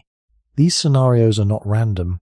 They reflect concerns, relationships, threats, and unresolved experiences carried over from waking life. In early human environments, such internal simulation offered a subtle advantage. While awake, attention was consumed by immediate survival tasks. There was little opportunity to rehearse possibilities or explore outcomes that had not yet occurred. Dreaming created a protected internal space where the brain could test reactions without physical risk. Other animals show limited forms of dreamlike activity, but their content appears simpler and more closely tied to instinctive behavior. Human dreams, by contrast, often involve complex social interactions, shifting identities, and imagined futures. This reflects the expanding role of prediction in human survival. As human societies became more interdependent, anticipating the behavior of others became as important as anticipating environmental danger. Dreams allowed the brain to practice this anticipation. Emotional responses could be triggered, adjusted, and evaluated without consequences. Fear could be experienced and softened. Desire could be explored and contained. Over time, this internal rehearsal reduced the cost of error during waking life. Importantly, dreaming required the brain to remain highly active during sleep. This activity consumed energy and extended the duration of rest. Sleep could no longer be brief if it included long periods of internally driven simulation. The body accepted this cost because the benefit was subtle but powerful. Humans became better at navigating uncertain social worlds. They learned not only from what had happened, but from what might happen. This ability depended on a mind that could temporarily turn inward and explore possibilities beyond immediate reality. Dreaming provided that inward turn. It also reinforced the emotional recalibration discussed earlier. Experiences that were too intense to process fully while awake could be revisited in symbolic form. Meaning could be adjusted without direct confrontation. This process supported psychological resilience, allowing humans to carry complex emotional lives without being overwhelmed. From an evolutionary perspective, dreaming added yet another responsibility to sleep. It transformed sleep into a space for internal experimentation, not just recovery. Other animals minimized this function by relying more heavily on fixed behavioral patterns. Humans expanded it, accepting longer and deeper sleep as the cost of imagination. Once this capacity developed, it became inseparable from human cognition. The brain came to expect time not only to rest, but to wander, combine, and rehearse. Sleep without dreams would have been incomplete. Thus, dreaming further explains why human sleep could not be reduced to short or fragmented intervals. It required continuity, it required disengagement, and it required enough time for the mind to explore itself without interruption. In this way, human sleep became a gateway between experience and possibility, linking memory, emotion, and future-oriented thinking in a form that only emerges when the body is still and the world is temporarily set aside. Dreaming does not function in isolation from the rest of sleep. It unfolds within a broader structure, in which different mental states follow one another in a slow, repeating rhythm. For humans, this rhythm became unusually important. As dreams grew more complex and emotionally charged, they required a stable framework to prevent confusion between imagined experience and lived reality. Sleep provided that framework by separating internal simulation from waking perception in time rather than mixing the two. During wakefulness, the brain commits to the external world. During dreaming, it commits fully inward. This clear separation reduced interference and allowed each mode to function more effectively. Other animals often blur this boundary. Partial awareness persists during rest. In humans, the boundary became sharper. Consciousness turns off almost completely before imagination turns on. This sequencing protects waking judgment while allowing dreams to roam freely. It also demands longer sleep. The brain needs time not only to dream but to enter and exit these states safely. Abrupt interruption increases confusion, emotional residue, and cognitive instability. Over evolutionary time, this made continuous sleep more valuable than fragmented rest. Dreaming also interacts with memory selection. As imagined scenarios unfold, the brain tests emotional reactions to combinations of past experiences. Some memories gain relevance, others lose urgency. This process quietly influences what is retained. It is not deliberate reasoning, it is emotional sorting. Memories that provoke excessive fear or stress are softened. Those linked to social importance or survival are reinforced. In early human life, this sorting helped prevent constant hypervigilance. Without it, individuals would remain trapped in heightened alert states, unable to disengage even when danger passed. Dreaming offered a pressure valve. By allowing simulated exposure to threats in a controlled internal environment, the brain reduced the need for continuous external alertness. This mechanism likely supported group living. Individuals who could emotionally recalibrate overnight were more cooperative and less reactive the next day. As social complexity increased, this benefit became more pronounced. Humans depended on stable relationships, long-term trust, and coordinated action. Emotional carryover from unresolved experiences could destabilize these bonds. Dreaming reduced that risk by reshaping emotional memory during sleep. This reshaping required depth and time. Shallow or interrupted sleep limited the process. Over generations, brains that received full dream cycles maintained better emotional balance. Selection favored sleep patterns that protected this function. Another consequence followed. Because dreaming relied on disengagement from the external world, humans could not easily shorten sleep without sacrificing emotional regulation. Animals that process emotion more directly through instinct could remain alert longer, humans could not. Their emotional lives were layered, symbolic, and socially embedded. Dreaming became the mechanism that kept this complexity manageable. It allowed the brain to explore fear, desire, and uncertainty without immediate action. This exploration supported restraint, patience, and foresight, traits that benefited long-term cooperation. By this stage of evolution, sleep had become inseparable from psychological stability. The brain assumed that each day's emotional load would be partially resolved at night. When that resolution did not occur, imbalance carried forward. Mood shifted, reactions sharpened, perception narrowed. These effects were not incidental. They reflected an interrupted evolutionary process. Dreaming had been designed to run to completion. When cut short, it left systems partially tuned. This dependence explains why humans often experience emotional disruption before physical collapse when sleep is lost. The emotional system is one of the first to fail because it relies most heavily on internal simulation. The body may still move and function, but judgment and social sensitivity degrade quickly. In ancestral environments, this degradation could be fatal. Poor emotional regulation led to conflict, miscalculation, and isolation. Sleep protected against these outcomes. Through dreaming, it preserved not only individual balance but group cohesion. Thus, dreaming deepened the evolutionary cost of sleep deprivation. It added emotional calibration to an already crowded list of nocturnal tasks. Sleep lengthened accordingly. What began as recovery became rehearsal, regulation, and reconciliation all at once. Human sleep expanded to hold these processes because there was no other safe place for them to occur. Dreaming completes its evolutionary role by shaping how humans relate to uncertainty. Unlike many animals that respond primarily to immediate stimuli, humans must often act without full information. Decisions involve risk, delayed outcomes, and the behavior of others who are equally unpredictable. Dreaming provided a way to live with this uncertainty by allowing the brain to rehearse ambiguous situations repeatedly without real-world cost. During dreams, scenarios unfold without fixed rules. Outcomes shift.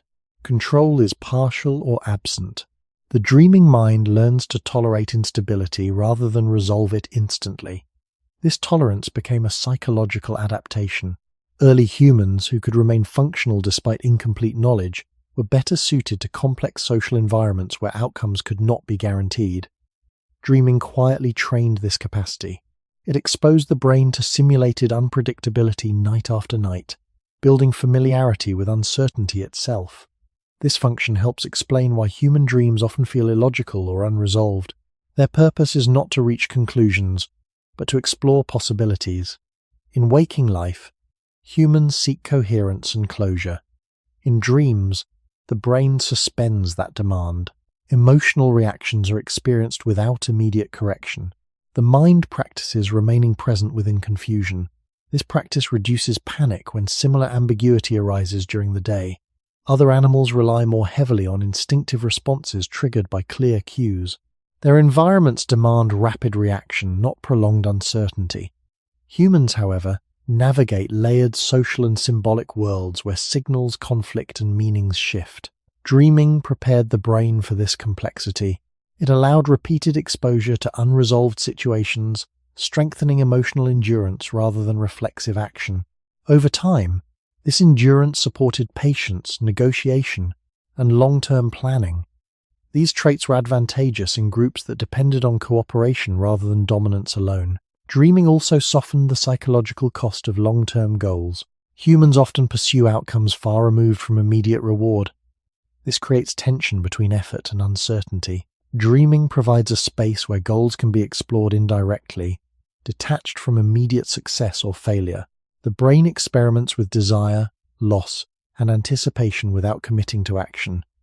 This internal exploration supports motivation while preventing paralysis. Without such a mechanism, the emotional strain of delayed outcomes could become overwhelming. From an evolutionary perspective, this capacity allowed humans to invest in futures they could not yet see. Building tools, maintaining alliances, and raising offspring all required faith in outcomes beyond immediate feedback. Dreaming supported this faith by making uncertainty familiar rather than threatening. Sleep thus became a training ground for delayed gratification and psychological resilience. Importantly, this training required continuity. Fragmented sleep disrupted the sequence of dreaming states, reducing exposure to simulated uncertainty. The brain lost an opportunity to practice emotional flexibility. Over time, individuals with disrupted sleep became more reactive, less tolerant of ambiguity, and more prone to rigid thinking. In ancestral settings, rigidity reduced adaptability. Groups benefited from members who could remain calm when plans changed or expectations failed. Dreaming contributed quietly to this calm. It reshaped emotional responses not by instruction, but by experience. Each night, the mind encountered situations it could not control and survived them symbolically. This repeated survival reduced fear of the unknown. As this function layered onto memory consolidation, emotional regulation, and physical repair, sleep became indispensable. It was no longer just a recovery state. It was a psychological workshop where humans learned how to live with complexity. Other animals avoided this need by limiting cognitive scope. Humans embraced scope and paid for it with sleep. By the time modern humans emerged, dreaming had become woven into the fabric of human consciousness. The brain expected time to wander through uncertainty before facing the world again. When deprived of that time, confidence eroded, not because strength was lost, but because tolerance was. The mind became brittle. Sleep preserved softness, where rigidity would have been dangerous. In this final role, dreaming explains yet another reason why human sleep could not shrink. It was carrying the weight of future-oriented living. The The body slept so the mind could learn how to wait, how to adapt, and how to continue forward without guarantees. That lesson required hours, not moments, and could only be taught in the quiet absence of the waking world. Human sleep did not evolve in isolation from social life. As groups grew larger and more interdependent, sleep became something that had to be coordinated rather than simply endured. An individual could not sleep deeply if the group could not afford vulnerability, and the group could not function if its members were chronically deprived of rest. This tension shaped a distinctive feature of human sleep. It became distributed across the group rather than borne equally by each person at the same time. In early human communities, sleep was structured socially long before it was structured biologically. Anthropological evidence from hunter-gatherer societies suggests that nights were rarely silent or uniform. Individuals drifted in and out of sleep at different times. Some slept lightly while others slept more deeply. Older members, whose sleep naturally became shorter and more fragmented with age, were often awake during parts of the night. Children slept longer, protected by the presence of adults. This pattern created a form of passive vigilance. At almost any moment, someone was awake enough to notice danger. No single individual carried the full burden of alertness. This social distribution allowed sleep to remain long without becoming fatal. Rather than reducing the total amount of sleep required by each person, human groups reduced the risk associated with sleep by spreading it across time and individuals. This strategy did not eliminate danger, but it lowered it enough to make extended rest viable. Other animals solved vulnerability through physical means such as dens, speed, or camouflage. Humans solved it socially. The emergence of shared sleep also reinforced cooperation. Trust became a prerequisite for rest. To sleep deeply, one had to believe that others would notice threats and respond if needed. This mutual dependence strengthened social bonds. Sleep became an act of collective faith rather than individual weakness. Over time, groups that coordinated sleep effectively gained an advantage. Their members were better rested, more attentive during the day, and more capable of complex cooperation. Fire further supported this arrangement.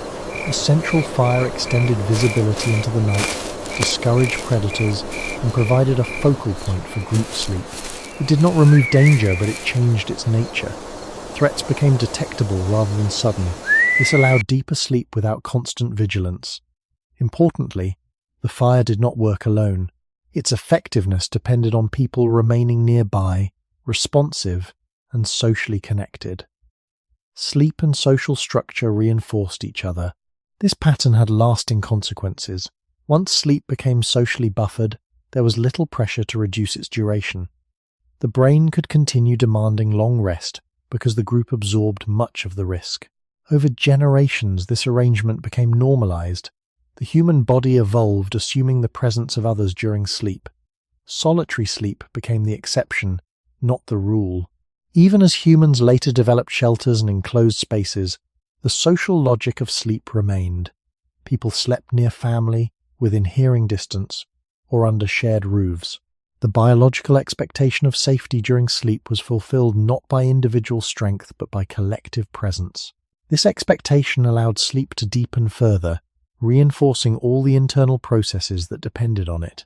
Seen this way, human sleep is not merely a biological necessity. It is a social contract. Each person's rest depends on the vigilance, reliability, and cooperation of others. In return, the group benefits from members whose minds and bodies are restored. This mutual dependence shaped not only sleep patterns, but the foundations of human society itself. By embedding sleep within social structure, human evolution found a way to sustain long rest without sacrificing survival. The cost of vulnerability was shared. The benefit of restoration was multiplied. Sleep became one of the earliest examples of how humans solved biological problems collectively rather than individually. This social buffering explains why humans could evolve such demanding sleep without being selected against. The environment remained dangerous, but danger was managed through cooperation. Sleep survived not because it was safe, but because humans learned to protect it together. As human groups became more stable, sleep began to shape not only safety but social roles. Nighttime wakefulness was not evenly distributed, and over time patterns emerged that aligned with age, experience, and responsibility. Younger adults, whose bodies demanded deeper and longer sleep to support growth, learning, and physical recovery, tended to rest more fully. Older adults, whose sleep naturally lightened with age, woke more frequently and more easily. This biological shift quietly transformed into a social function.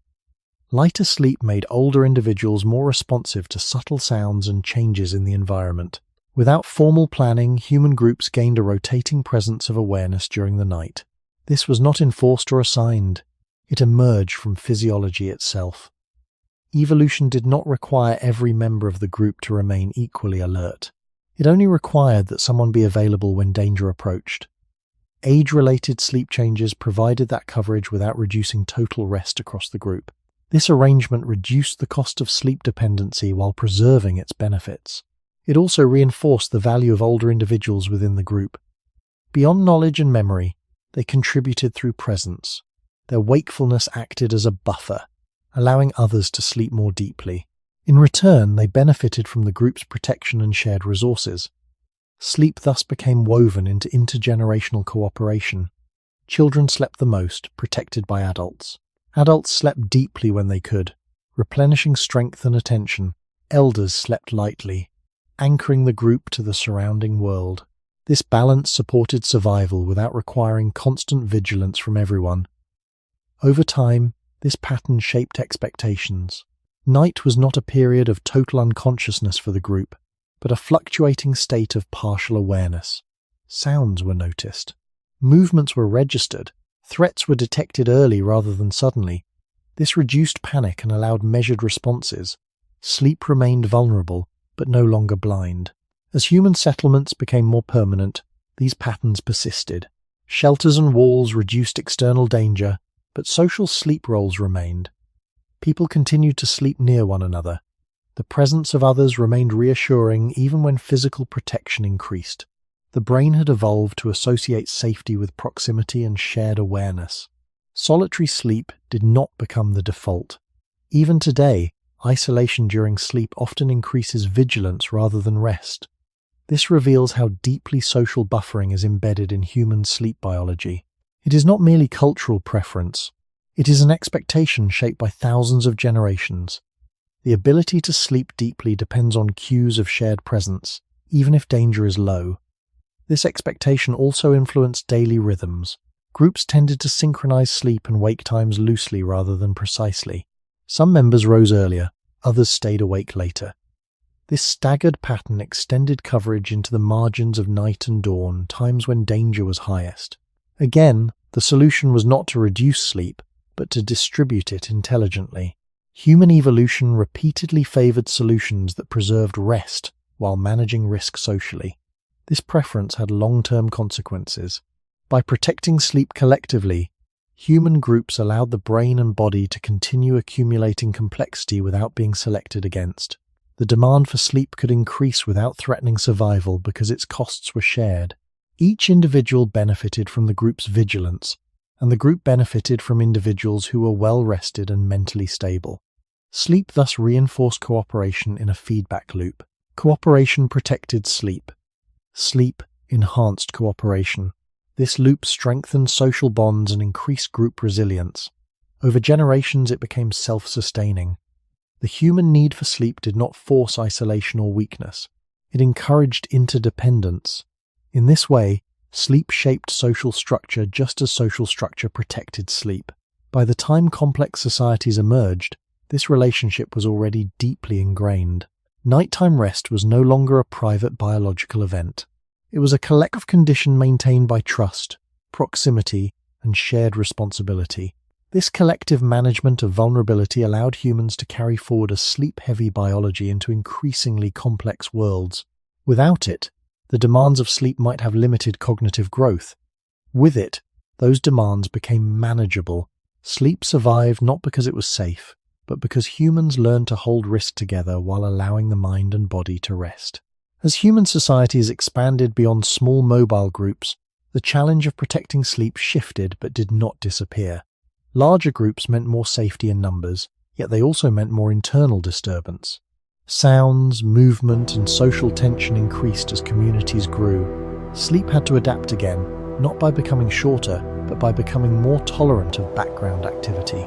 Human sleep evolved to coexist with the presence of others rather than requiring perfect silence or isolation. This adaptability was essential for maintaining long sleep in increasingly dense social environments. Instead of demanding total quiet, the human brain learned to filter familiar signals and remain responsive only to unusual changes. This selective sensitivity allowed people to sleep through the normal sounds of breathing, movement, and low conversation, while still waking quickly to unfamiliar threats. Such filtering is not universal among animals. Many species require near total stillness to rest deeply. Humans learned to sleep inside noise because social life made noise unavoidable. This adaptation reinforced group cohesion. Familiar sounds became cues of safety rather than disturbance. The presence of others signaled protection, not risk. Over time, the brain associated shared sleep environments with security, allowing deeper rest despite activity. This association persists today, where unfamiliar silence can feel unsettling while familiar household sounds promote sleep. As communities settled and nighttime activities became more structured, sleep timing also adapted. Some individuals remained active later, tending fires, watching boundaries, or finishing tasks, while others slept earlier. This extended the window of partial vigilance without forcing everyone to sacrifice rest. Again, the solution was distribution, not reduction. Sleep remained long, but it was staggered. This staggering reduced simultaneous vulnerability while preserving total recovery. Importantly, these patterns did not require conscious planning. They emerged naturally from differences in chronotype, age, and role. Early risers and late sleepers complemented each other. The group benefited from continuous coverage without imposing rigid schedules. Over generations, this flexibility became embedded in human sleep biology. Not everyone slept at the same time or in the same way, but everyone slept enough. This balance supported both safety and restoration. As social hierarchies developed, sleep also reflected trust and status. Those who felt secure within the group could afford deeper rest. Those on the margins slept more lightly. This difference was not ideal, but it reinforced the importance of belonging. Integration into the group improved sleep quality, which in turn improved physical and cognitive performance. Better performance increased value to the group, reinforcing inclusion. Sleep thus became intertwined with social stability. A well-rested group functioned better, and a stable group protected sleep more effectively. This feedback loop encouraged norms that valued nighttime rest, even when productivity pressures existed. Tasks were adjusted around sleep rather than sleep being sacrificed entirely. Night remained a boundary. Crossing it had consequences. These social protections allowed human sleep to retain its length even as environments became more complex. Instead of forcing biological change, humans changed behavior. They built systems that absorbed the cost of vulnerability. Walls, shared spaces, routines, and social expectations all served to protect sleep indirectly. The brain did not need to evolve shorter sleep because society evolved ways to hold risk collectively. This pattern reveals a broader truth about human evolution. When biological demands increased, humans rarely solved the problem by reducing the demand. They solved it by sharing the burden. Sleep is one of the clearest examples. Its length and depth increased as cognition and social complexity grew. Yet survival improved because vulnerability was managed socially rather than individually. By the time large settlements and early civilizations formed, the social scaffolding around sleep was already robust. Nighttime rest was supported by shared norms, collective security, and mutual dependence. These supports did not eliminate danger, but they reduced it enough to preserve the biological processes that depended on sleep. Human sleep remained long. Because it could remain long, the group made space for it. In this way, sleep did not merely survive social expansion, it shaped it. The need to protect sleep encouraged cooperation, trust, and shared responsibility. Those traits then fed back into cognitive growth, further increasing sleep demand. The cycle continued. Sleep and society evolved together, each enabling the other. This final layer of social buffering explains why humans, unlike many animals, could afford to remain deeply asleep for hours each night while living in exposed and unpredictable environments. They did not remove danger, they redistributed it. and by doing so, they preserved the long sleep their bodies and minds had come to require. As human cognition expanded, sleep began to interact not only with biology and social structure, but with culture itself. Culture is the accumulation of shared knowledge, practices, and meanings across generations, and it placed new demands on the sleeping brain. For culture to persist, information had to survive beyond the lifespan of any one individual. Skills, norms, and beliefs needed to be learned, remembered, and transmitted reliably. Sleep became one of the silent mechanisms that made this continuity possible. During waking life, humans absorbed cultural information constantly, through observation, imitation, language, and ritual. This information was layered, symbolic, and often abstract. It could not be retained through instinct alone. Sleep allowed the brain to integrate cultural input into long-term memory, stabilizing patterns that would otherwise fade. Over time, this integration shaped not only what individuals remembered, but what entire groups preserved. Cultural practices that aligned well with human cognitive rhythms were more likely to persist. Those that overloaded attention or disrupted sleep were harder to maintain. In this way, sleep quietly filtered culture, favoring forms that fit the brain's capacity for consolidation and renewal. The length of human sleep supported this filtering. Long nights provided repeated opportunities for memory reinforcement, emotional calibration, and narrative alignment. Stories told during the day were reorganized at night. Skills practiced were refined. Social rules were internalized. Without sufficient sleep, cultural learning became shallow and unstable. Knowledge might be acquired, but it would not hold. In early human societies, this would have reduced the reliability of traditions and weakened cooperation. Groups whose members slept adequately retained shared understanding more effectively. Their practices became consistent across time. This consistency increased trust and predictability, key ingredients of social cohesion. Sleep thus contributed indirectly to the stability of culture. It did not create culture, but it sustained it. As cultural complexity increased, so did the need for sleep. Language, for example, required the brain to manage grammar, vocabulary, and meaning simultaneously. These systems interacted constantly, producing cognitive load. Sleep helped manage this load by reorganizing linguistic patterns and reducing interference. Rituals and moral norms added further layers, linking behavior to shared values and emotional significance. Each layer increased the brain's maintenance burden. Sleep absorbed that burden by providing time for integration. Other animals transmit behavior primarily through observation and instinct. Their cultural load is limited. Humans expanded this load dramatically. They stored not only how to act, but why. This expansion depended on a brain capable of long-term organization. Sleep became the condition under which such organization could occur repeatedly without collapse. Importantly, culture also began to protect sleep in return. Norms formed around nighttime rest. Activities slowed. Shared expectations discouraged disruption. Even before formal laws, communities recognized the cost of disturbing sleep. This mutual reinforcement strengthened both culture and sleep. Culture demanded sleep for its continuity. Sleep demanded cultural protection to remain possible. Over generations, this feedback loop allowed both to grow. The human brain could continue accumulating symbolic complexity because sleep provided a stable reset point. Without that reset, cultural overload would have undermined learning and cooperation. Sleep thus became a hidden infrastructure of human culture. It supported the transmission of knowledge not through action, but through absence. By stepping away from the world each night, the brain made sense of what the world had given it. That sense-making allowed culture to endure. As human societies grew more intricate, sleep remained long because it had become indispensable to cultural survival. It was not reduced or optimized away. It was preserved, protected, and eventually taken for granted. Yet beneath modern habits, the same ancient logic remains.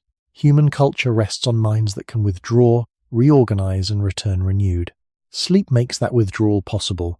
As human culture expanded, sleep took on a quieter but more demanding role. It became the mechanism that kept shared meaning stable across individuals. Culture depends on agreement, not perfection, but enough alignment that symbols, rules, and expectations feel common rather than fragmented.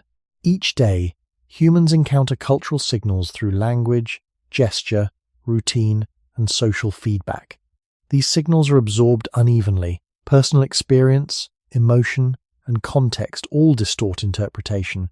Sleep provides the interval in which these distortions are reduced.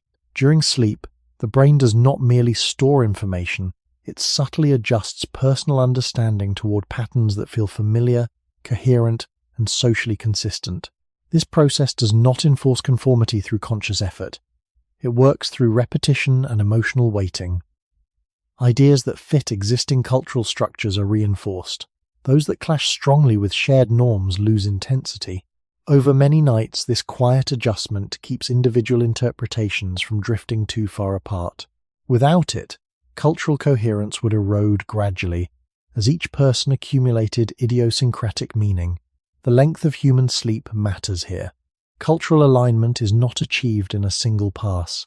It requires repeated exposure, replay, and emotional calibration. Long sleep allows these processes to unfold fully. Shortened or fragmented sleep leaves alignment incomplete. Misunderstandings persist. Emotional reactions remain unprocessed. Over time, this increases friction within groups. In early human societies, such friction could weaken cooperation and trust. Sleep reduced that risk by smoothing individual experience back toward shared expectations. Cultural practices themselves adapted to this biological reality. Storytelling often occurred near nightfall, when sleep would soon follow. Rituals were timed to precede rest, allowing emotional significance to be consolidated. Important lessons were repeated, not because repetition was efficient during the day, but because repetition increased the chance of overnight integration. Practices that aligned with sleep rhythms endured more reliably. Those that demanded constant alertness or disrupted rest were harder to sustain. In this way, sleep quietly selected which cultural forms persisted. As cultural complexity increased, this role became more critical. Language layered grammar, meaning, and social context. Moral systems linked behavior to collective values. Long-term obligations extended beyond immediate reward. Each layer added cognitive and emotional load. Sleep absorbed that load by providing time for internal reconciliation. Conflicts between personal impulse and cultural rule were softened overnight, reducing overt tension the next day. This process supported cooperation without constant enforcement. When sleep was insufficient, the effect reversed. Cultural signals lost clarity. Emotional reactions intensified. Norms felt less binding. Individuals became more reactive and less patient. In ancestral environments, such shifts would have threatened group stability. Sleep acted as a preventative force, restoring alignment before breakdown became visible. Culture, in turn, learned to protect sleep. Norms formed around nighttime behavior. Activity slowed. Disturbance was discouraged. These norms were not sentimental. They preserved the biological conditions required for cultural continuity. Groups that protected sleep maintained shared understanding more effectively. Those that did not gradually lost coherence. Over generations, this mutual dependence solidified. Culture required sleep to remain stable. Sleep required culture to remain protected. Neither could be reduced without weakening the other. Other animals do not face this problem. Their traditions are limited and often reset each generation. Humans carry symbolic meaning across centuries. That continuity depends on minds that can withdraw regularly and realign themselves internally. Sleep made that withdrawal possible. By stepping away from action each night, the human mind preserved the patterns that allowed collective life to function. This preservation required time, repetition, and relative quiet.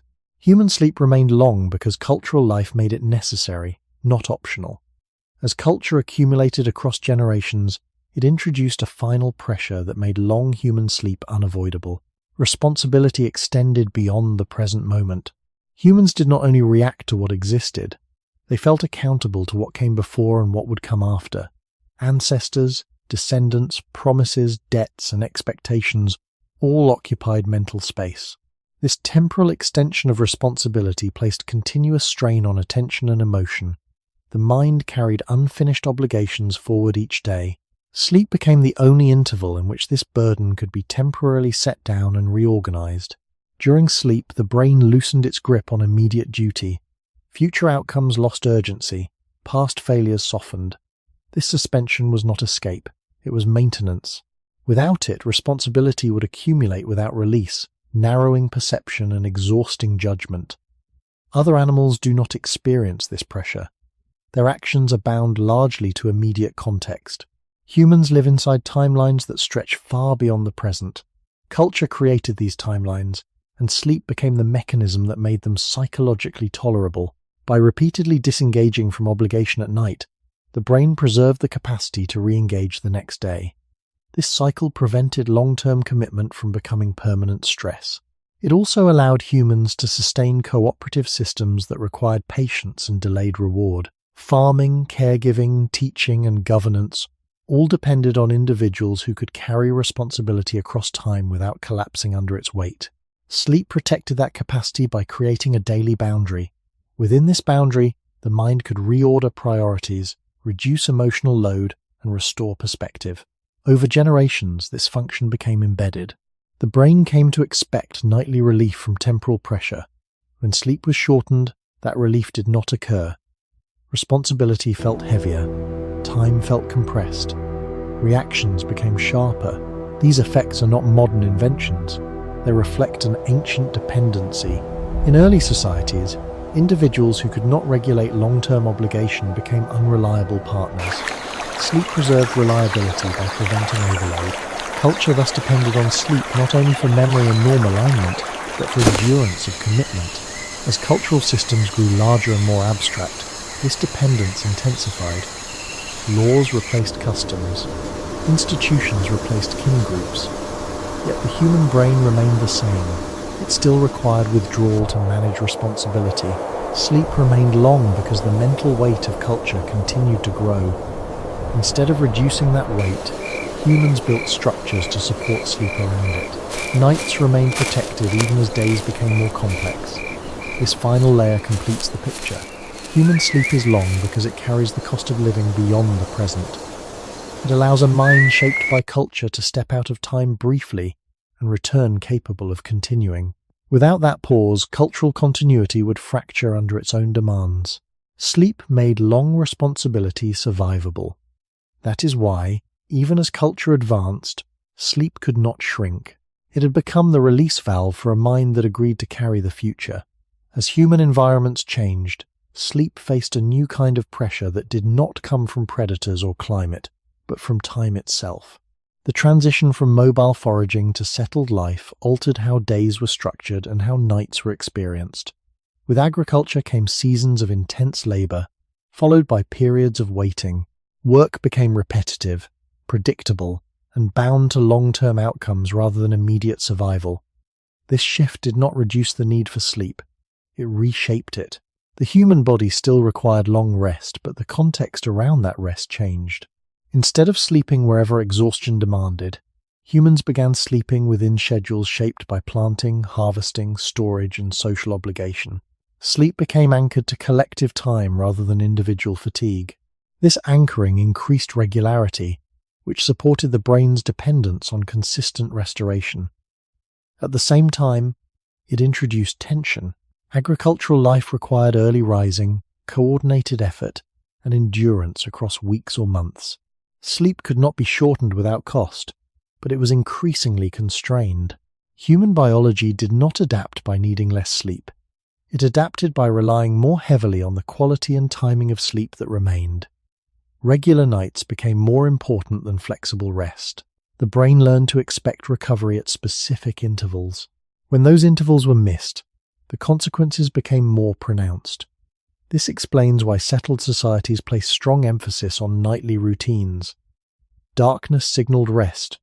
Artificial light was limited. Evening activities slowed. These practices were not merely traditional. They preserved a fragile balance between biological need and social demand. As communities grew, population density increased nighttime disturbance. Sounds carried. Movement continued after sunset. Sleep again had to adapt. Not by shrinking, but by filtering. The brain learned to ignore familiar activity while remaining sensitive to anomaly. This selective responsiveness allowed long sleep to persist within crowded environments. It also increased dependence on predictability. Unexpected disruption became more damaging than constant background noise. This dependence shaped social norms. Quiet hours emerged. Nighttime disorder was discouraged, not because rest was valued for comfort, but because disrupted sleep weakened attention, memory, and cooperation the next day. In agricultural societies, these failures had cascading effects. Poor coordination reduced yields. Misjudgment increased conflict. Sleep loss translated directly into collective risk. Over time, communities learned that protecting sleep protected productivity. This learning reinforced sleep's place within social structure. As timekeeping became more precise, with calendars and later clocks, sleep became more regimented. Fixed bedtimes replaced flexible rest. This regimentation did not reduce sleep need. It reduced tolerance for disruption. The brain became calibrated to narrower windows of recovery. When those windows were invaded, performance declined sharply. Humans became less adaptable to irregular schedules, not more.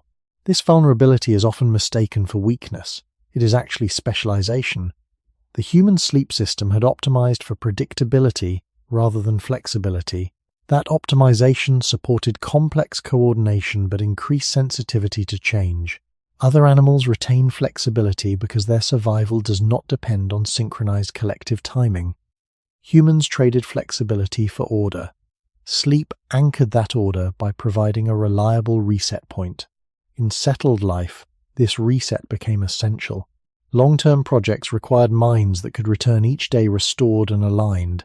Sleep provided that return. Without it, the temporal structure of society would have collapsed under fatigue and error. Thus, the move toward agriculture and settled living did not shorten human sleep. It entrenched it.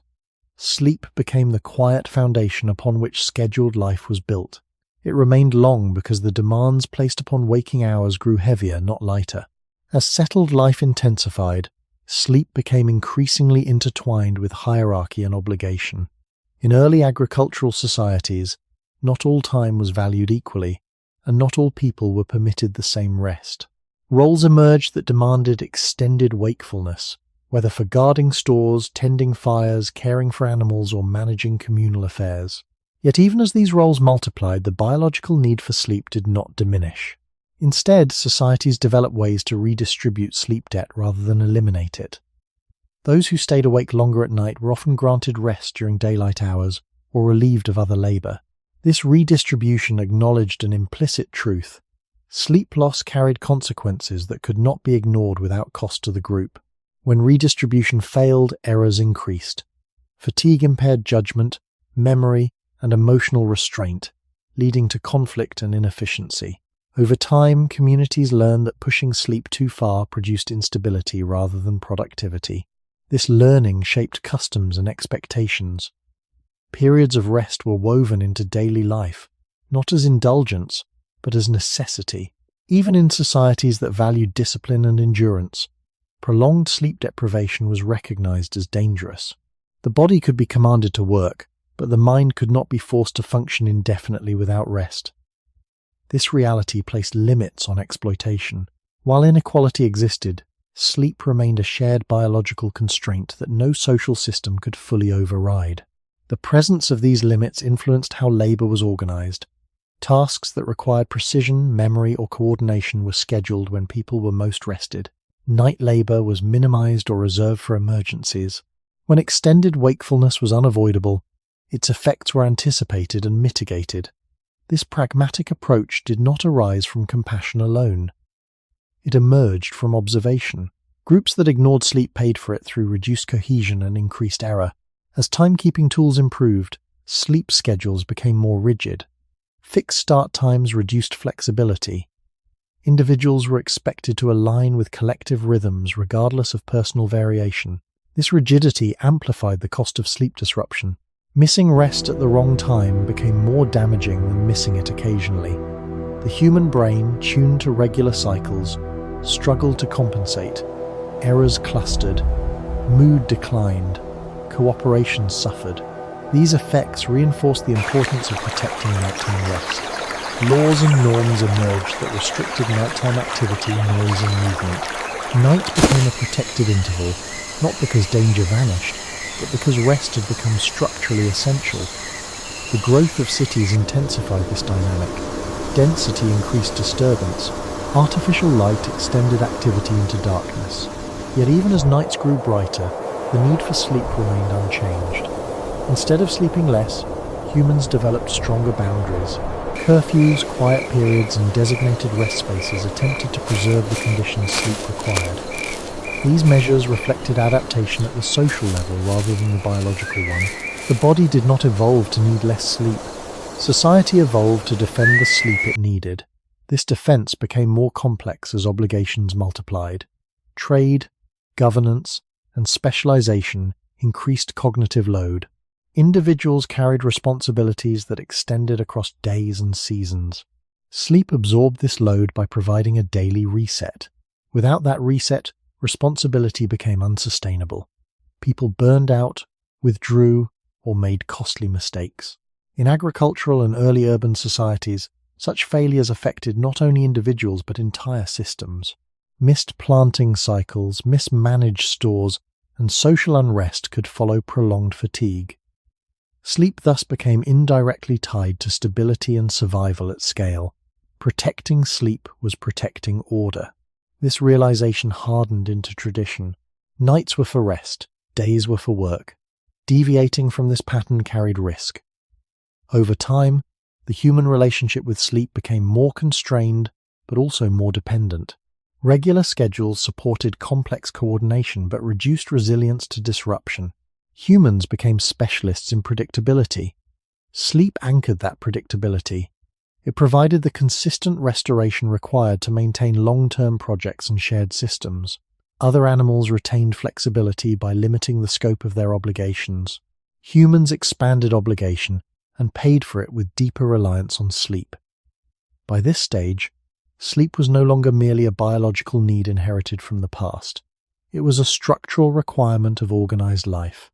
Settled societies did not overcome the need for sleep. They built themselves around it.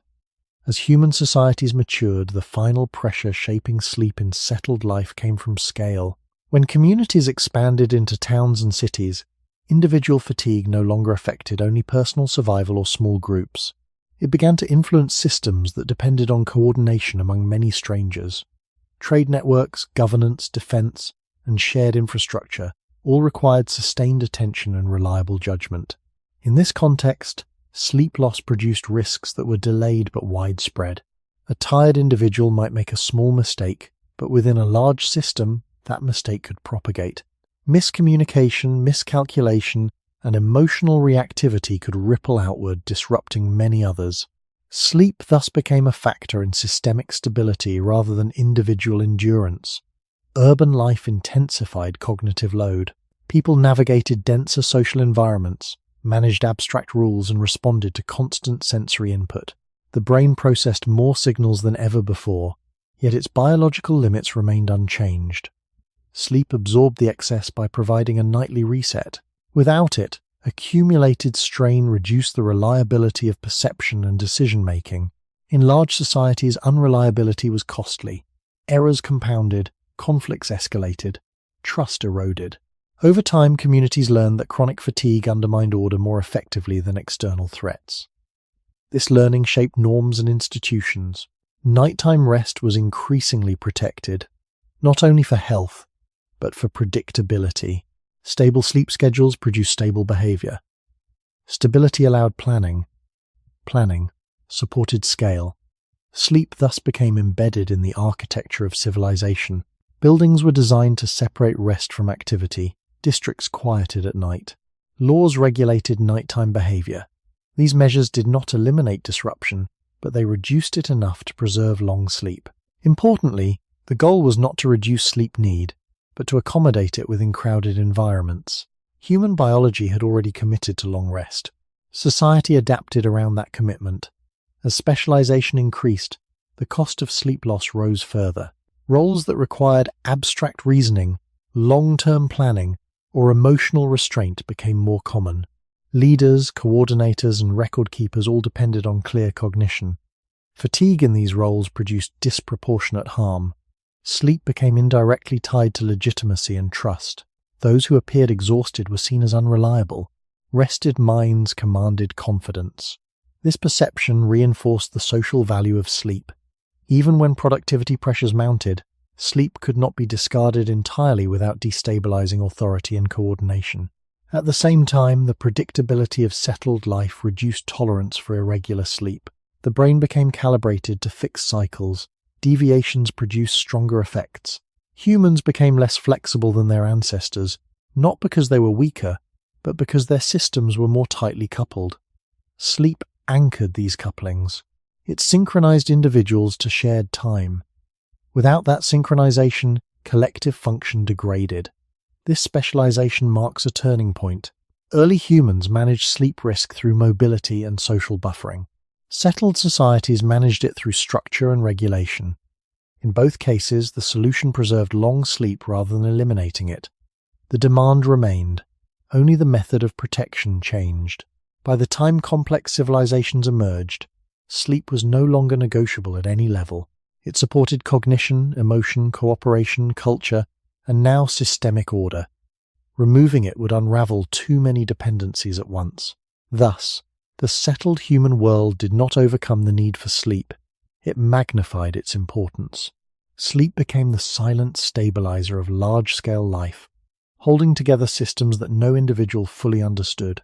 The human night remained long because the human world had become vast, interconnected, and fragile, without regular restoration. When comparing humans to other animals at the level of endurance, an important contrast appears. Many species can remain active for long periods with minimal sleep when conditions demand it. Migratory birds fly for days. Marine mammals swim continuously. Herd animals remain alert through long nights.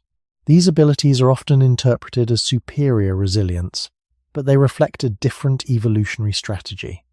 These animals are built to prioritize immediate continuity of action over internal reorganization. Humans evolved in the opposite direction. Human endurance does not come from staying awake longer, it comes from recovering more completely. The human body is designed to alternate between sustained effort and deep withdrawal.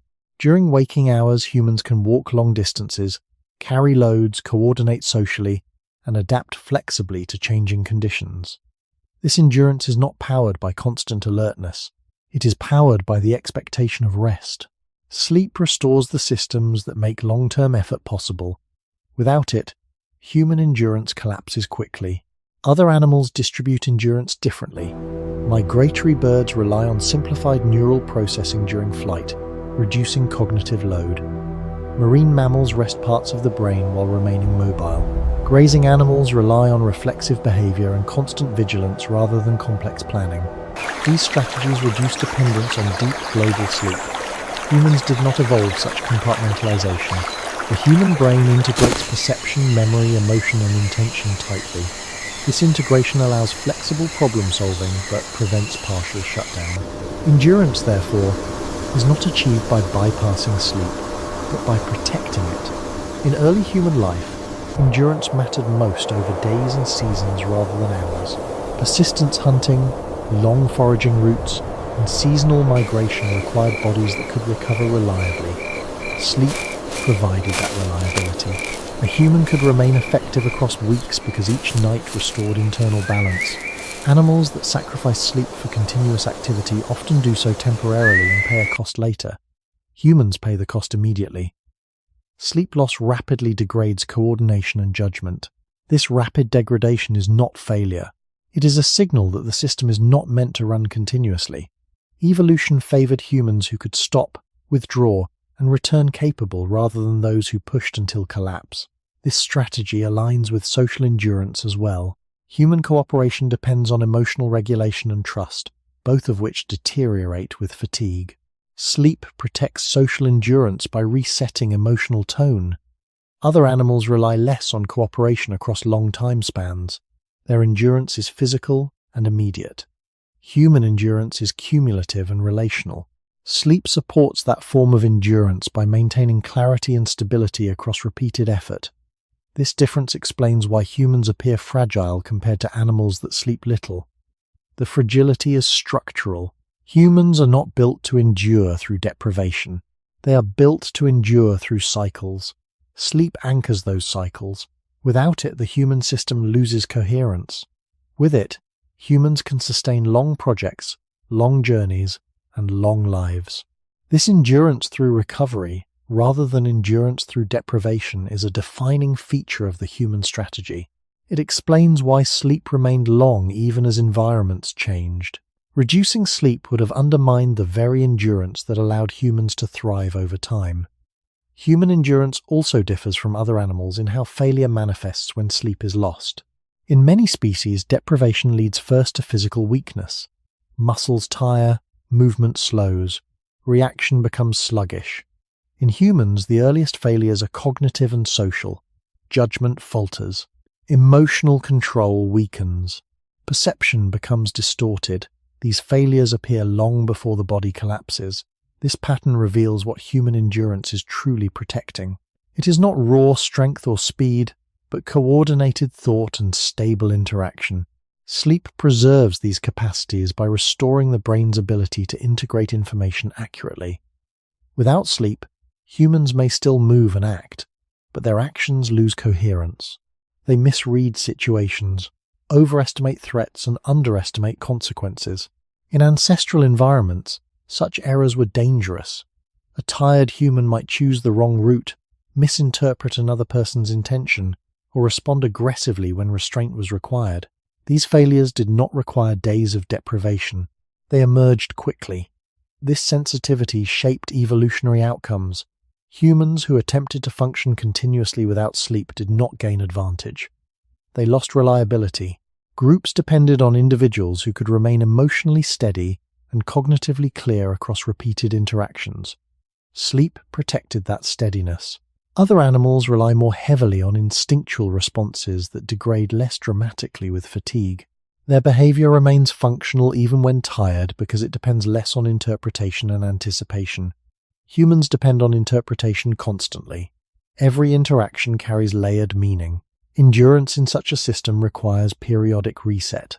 Sleep provides that reset by clearing accumulated bias and emotional residue. Another difference lies in how humans experience effort. Human labor often involves delayed payoff. Hunting strategies unfold over hours. Agricultural work unfolds over seasons. Social projects unfold over years. These efforts demand sustained motivation rather than immediate reward. Sleep supports motivation by regulating emotional balance. A rested mind can tolerate delay. A tired mind seeks immediate relief. This shift undermines long-term endurance. Other animals operate primarily on immediate feedback. Their endurance is linked to immediate survival tasks.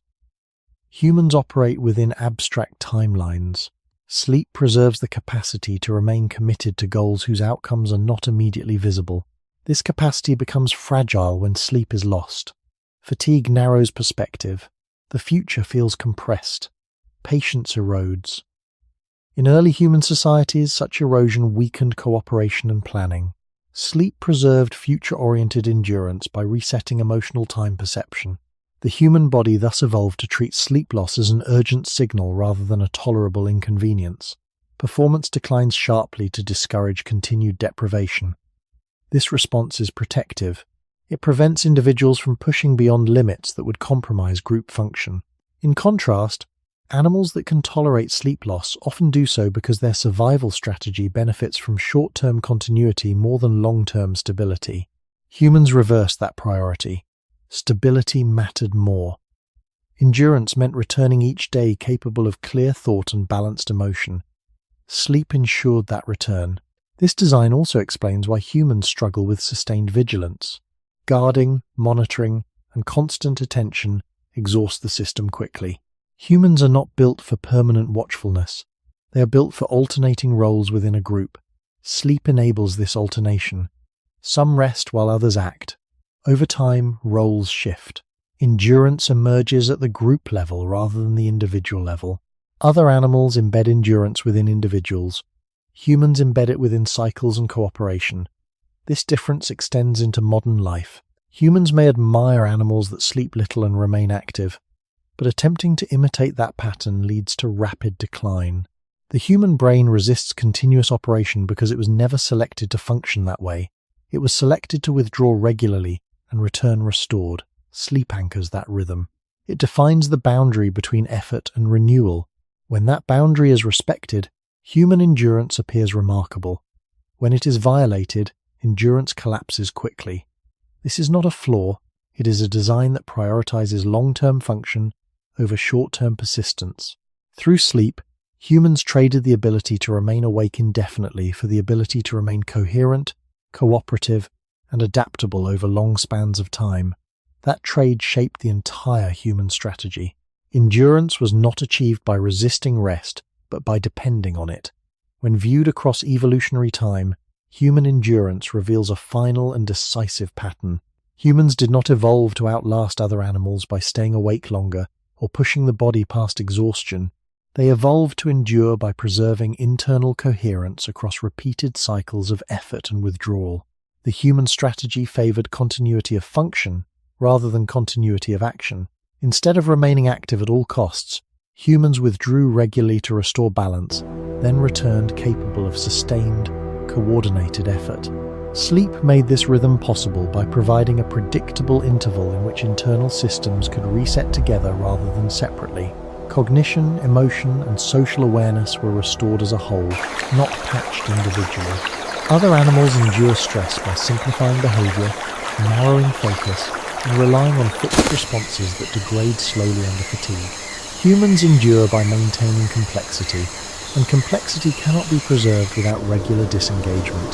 This distinction explains why sleep could not be reduced without undermining the entire human system.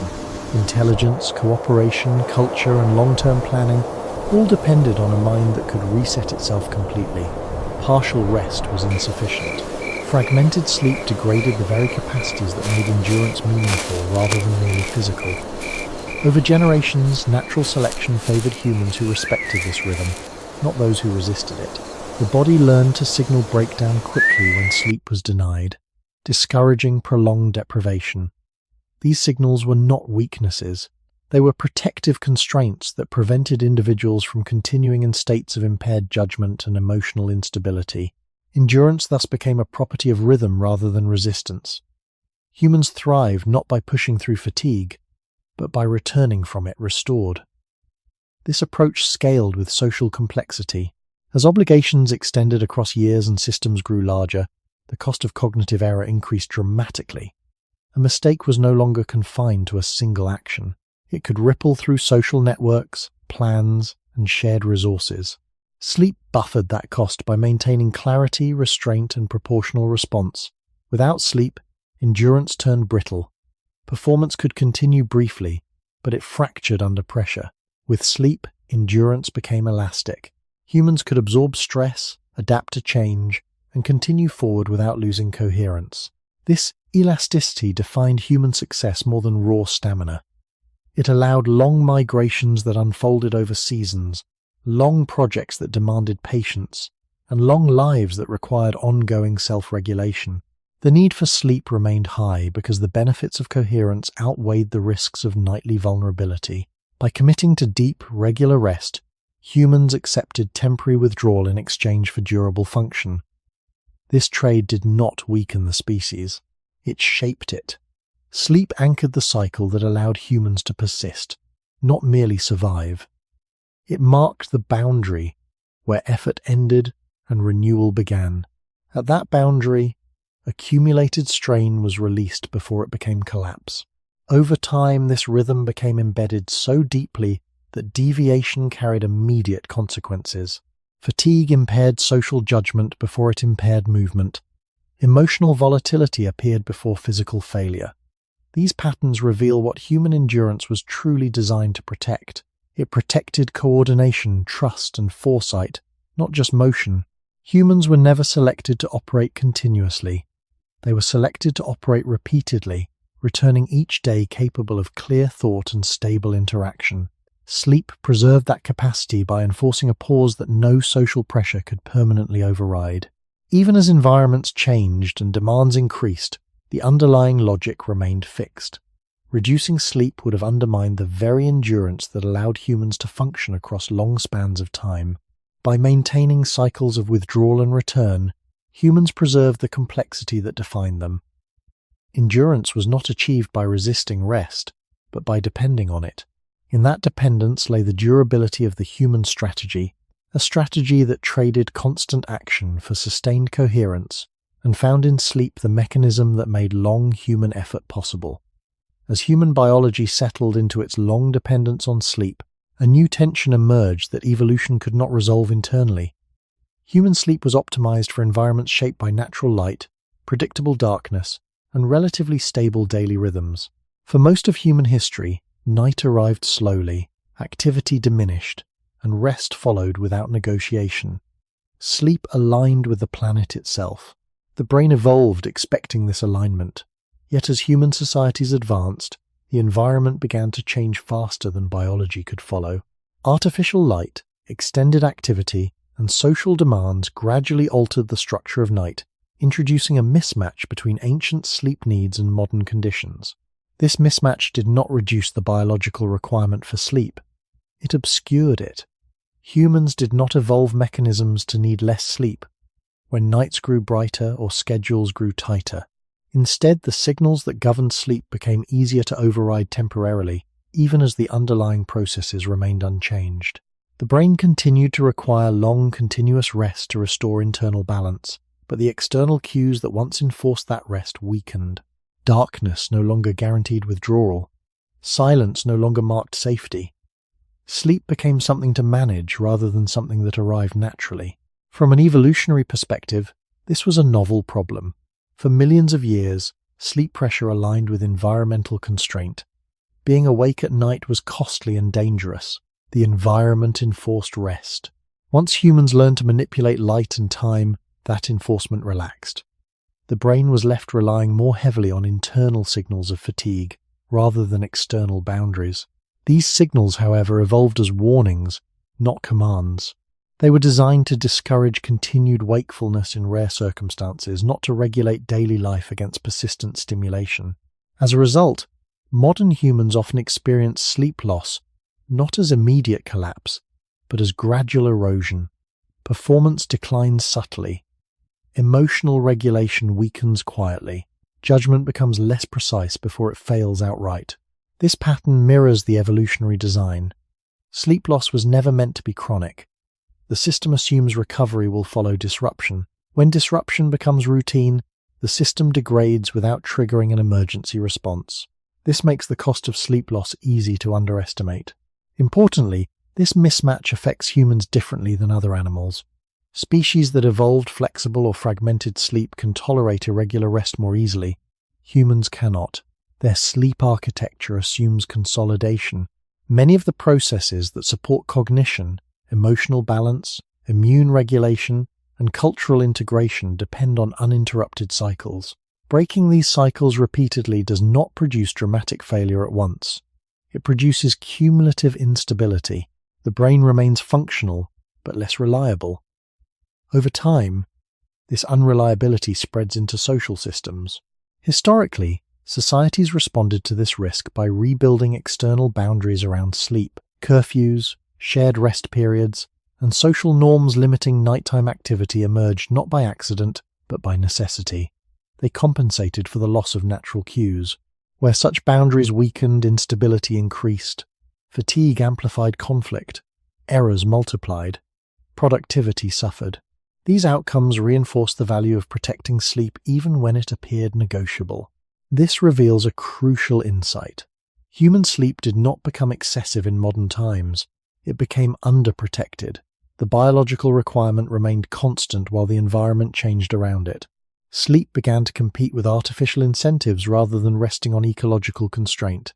The brain, however, continued to operate under ancient assumptions. It still expected withdrawal after sustained effort. When that withdrawal did not occur, internal systems remained partially activated, never fully resetting. The consequences of this mismatch are not limited to individual health. They extend to collective behavior. Tired societies become reactive. Decision-making shortens. Long-term planning weakens. These patterns echo earlier evolutionary pressures, now amplified by scale. In small groups, fatigue affected a few individuals. In large systems, it affects coordination itself. Seen this way, modern sleep disruption is not a failure of discipline or adaptation. It is a structural problem. Human biology was shaped for a world that enforced rest. That enforcement has been loosened, but the need has not changed. Sleep remains the mechanism that holds human complexity together. When it is consistently delayed or fragmented, the costs appear first in judgment, trust, and social stability, long before physical collapse. This tension sets the stage for the final phase of the human sleep story. It is no longer about why humans need so much sleep compared to other animals. It is about what happens when a species built around long rest learns how to live as if it does not. As this mismatch deepened, humans began to rely increasingly on conscious control to regulate sleep, a role evolution never intended awareness to carry alone. For most of human history, sleep arrived because the environment allowed little alternative. Darkness limited activity, fatigue accumulated naturally, social life slowed. In modern conditions, sleep must often be chosen rather than permitted. This shift places responsibility on cognitive systems that are themselves impaired by sleep loss. The brain is asked to regulate the very process it requires to function well. This circular demand introduces instability. When tired, judgment weakens. When judgment weakens, sleep is delayed further. The system becomes self-undermining. From an evolutionary standpoint, this is a fragile arrangement. Sleep regulation evolved as a largely automatic process, guided by circadian timing and accumulated pressure rather than deliberate decision-making. Conscious override was meant for rare situations, danger, migration, or social emergency.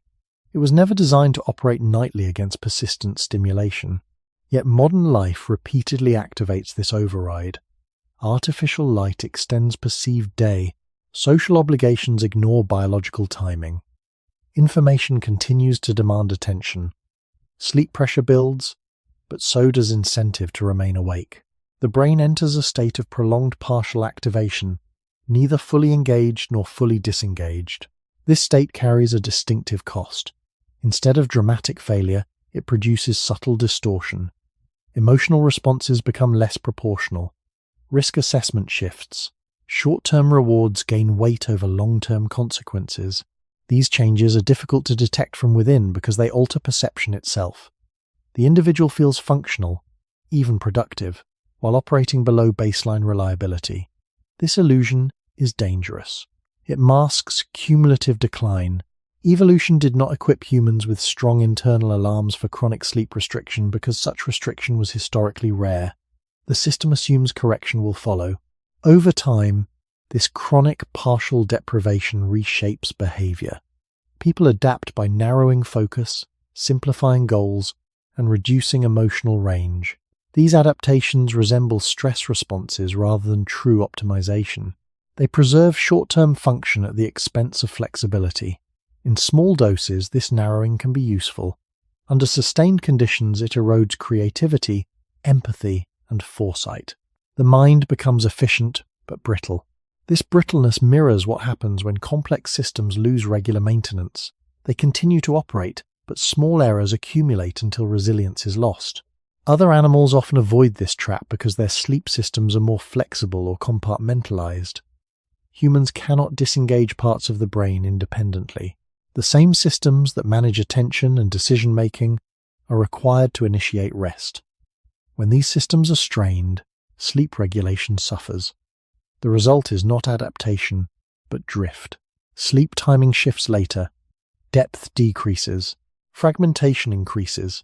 The processes that depend on continuity degrade quietly.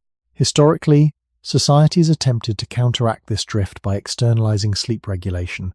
Bells, rituals, shared schedules, and later clocks imposed structure where natural cues weakened. These measures helped, but they could not fully replace ecological enforcement.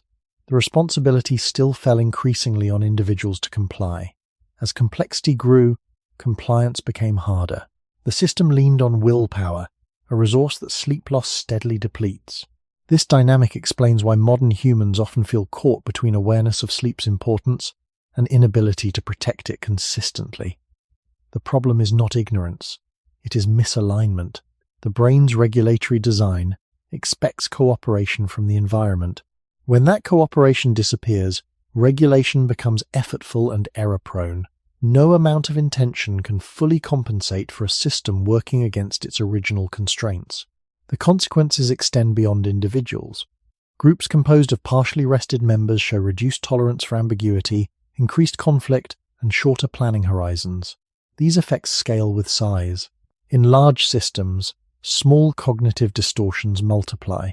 Decisions become reactive. Institutions lose stability. These outcomes are not moral failures.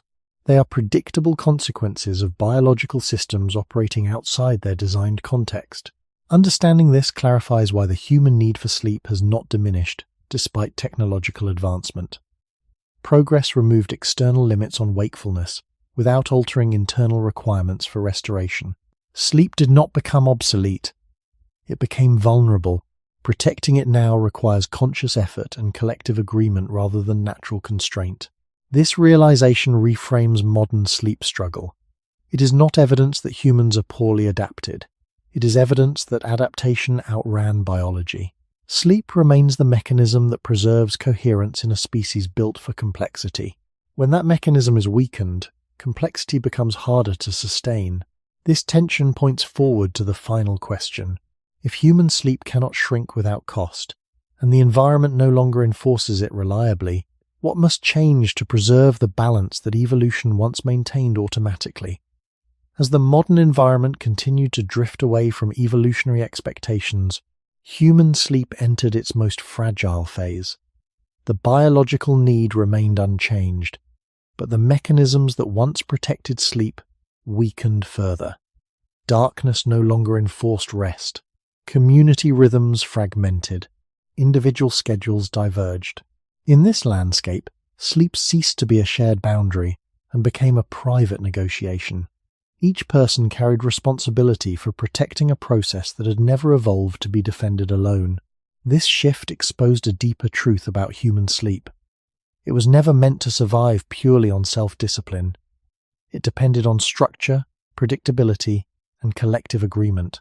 When those supports eroded, sleep did not adapt by shrinking. It became more easily compromised.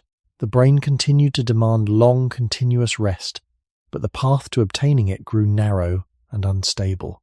This instability revealed itself not through immediate collapse, but through gradual loss of coherence. Attention scattered.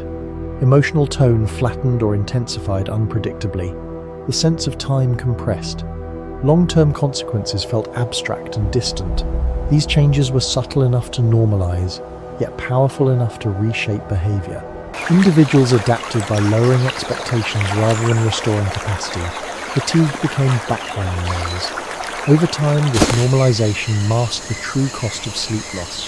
From an evolutionary perspective, this is the most dangerous stage of mismatch. Systems fail fastest when degradation feels ordinary. Human biology assumes that persistent imbalance will be corrected by withdrawal. When withdrawal is postponed indefinitely, correction never arrives. The brain remains in a state of partial activation, conserving energy while sacrificing depth. Creativity declines. Empathy thins. Judgment favors immediacy. These shifts alter not only personal experience but social dynamics. Tired individuals become less patient, less trusting, and less tolerant of complexity. In large populations, these traits scale into cultural patterns. Discourse simplifies. Conflict escalates. Planning horizons shorten. None of this requires dramatic sleep deprivation. It emerges from chronic insufficiency spread across millions of lives. This reveals why sleep is not merely a health issue but a civilizational one. A species whose cognition depends on deep restoration cannot function optimally in a state of constant partial fatigue. The human mind was shaped to alternate between engagement and withdrawal. When engagement dominates continuously, the system loses elasticity. It can still function, but it fractures under stress. Evolution did not provide a fallback mode for permanent wakefulness, because such a condition never existed long enough to shape adaptation. The modern world created it faster than biology could respond. The only remaining solution lies not in further adaptation of the body, but in re-establishing the conditions sleep requires. Throughout history, whenever human sleep was threatened, societies rebuilt external protections. They slowed nights, synchronized routines, and limited intrusion. These measures were not luxuries. They were survival strategies for a complex species. The same logic applies now. If sleep remains essential for coherence, then environments must once again accommodate it rather than compete with it.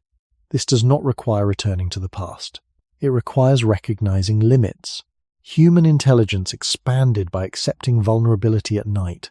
That acceptance allowed depth during the day. Removing vulnerability entirely removes the foundation of restoration. Sleep cannot be optimized away without unraveling the capacities it supports. It must be defended deliberately if it is no longer defended naturally. In this final light, the human need for sleep stands not as a flaw, but as a signal. It marks the boundary beyond which complexity becomes unsustainable. Sleep reminds the species that endurance depends on rhythm, not domination of time. The future of human cognition will not be determined by how long people can stay awake, but by whether societies choose to preserve the quiet interval that makes waking intelligence possible. As the story approaches its final phase, human sleep must be understood not as a leftover trait from the past, but as a boundary condition for the future. Everything that allowed humans to become cognitively flexible, socially complex, and culturally enduring depended on a biological rhythm that could not be shortened without consequence. Sleep set the limits within which intelligence could safely expand. It defined how much complexity the human system could carry without destabilizing itself. This boundary was invisible for most of history because human life rarely pressed against it. Effort was balanced by darkness. Stimulation was balanced by withdrawal. The system regulated itself. Now, that balance has been replaced by constant engagement. Information flows without pause. Social presence never fully recedes. The human brain is exposed to an environment that does not acknowledge its need for disengagement. Yet the brain has not changed. It still requires long, uninterrupted periods of reduced input to reorganize itself fully. When those periods shrink, the brain does not evolve new shortcuts. It sheds capacity, attention narrows, emotional nuance fades. Long-term reasoning weakens. These losses are not failures of discipline or motivation. They are predictable responses of a system operating beyond its designed limits. Sleep functions as the governor on human cognition. It prevents runaway activation. It forces periodic consolidation. Without it, complexity does not simply plateau. It becomes unstable. This instability appears first in subtle ways. People feel busy rather than focused, reactive rather than reflective, connected rather than coherent. Over time, these shifts reshape behavior and values. Speed is rewarded over depth, urgency over patience, presence over perspective. None of these trends arise because humans prefer them inherently. They arise because sleep-deprived minds cannot sustain slower, deeper modes of thought. From an evolutionary view, this is not progress. It is compression. The range of possible human experience contracts under chronic fatigue. The mind prioritizes what can be processed quickly and discards what requires integration. Sleep protects against this contraction by reopening cognitive space each night. It restores the ability to think beyond immediacy, to tolerate ambiguity, to plan without panic. As societies move forward, this role becomes more critical, not less. Technological advancement increases cognitive load rather than reducing it. Social complexity multiplies decisions and interpretations. Without adequate sleep, the human brain cannot meet these demands sustainably. It compensates by simplifying. Simplification may feel efficient, but it reduces resilience. Systems become fragile. Small stresses produce outsized reactions. This pattern mirrors biological systems deprived of maintenance. They do not stop functioning immediately. They lose redundancy. Once redundancy is gone, failure accelerates. Sleep maintains redundancy in the human mind. It preserves alternative interpretations, emotional range, and adaptive response. This preservation requires time. It cannot be compressed into brief rest or fragmented pause. Long sleep is not an indulgence. It is the cost of maintaining a mind capable of handling complexity without breaking. The future of human cognition, therefore, depends less on discovering how to sleep less, and more on rediscovering how to protect sleep in environments that no longer enforce it naturally. This protection is not merely individual, it is structural. It involves shared expectations, synchronized rhythms, and limits on intrusion. Historically, whenever human complexity increased, sleep was defended rather than sacrificed. The same principle applies now. Sleep marks the line between sustainable intelligence and brittle performance. Crossing that line does not produce immediate collapse, it produces gradual erosion. Recognizing this boundary is not a retreat from progress. It is an acknowledgement of the conditions under which progress remains humanly manageable.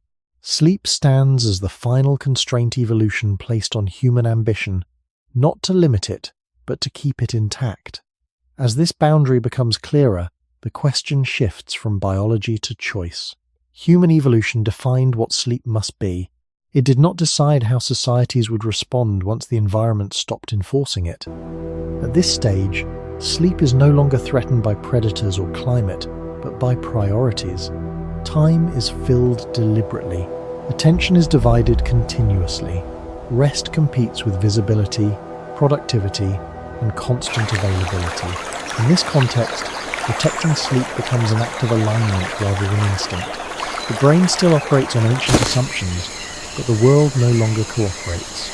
This creates a quiet tension between what the mind requires and what the environment rewards. The tension does not resolve on its own. Left unmanaged, it favors short-term output over long-term coherence. Sleep becomes negotiable. Nights fragment. Recovery becomes incomplete.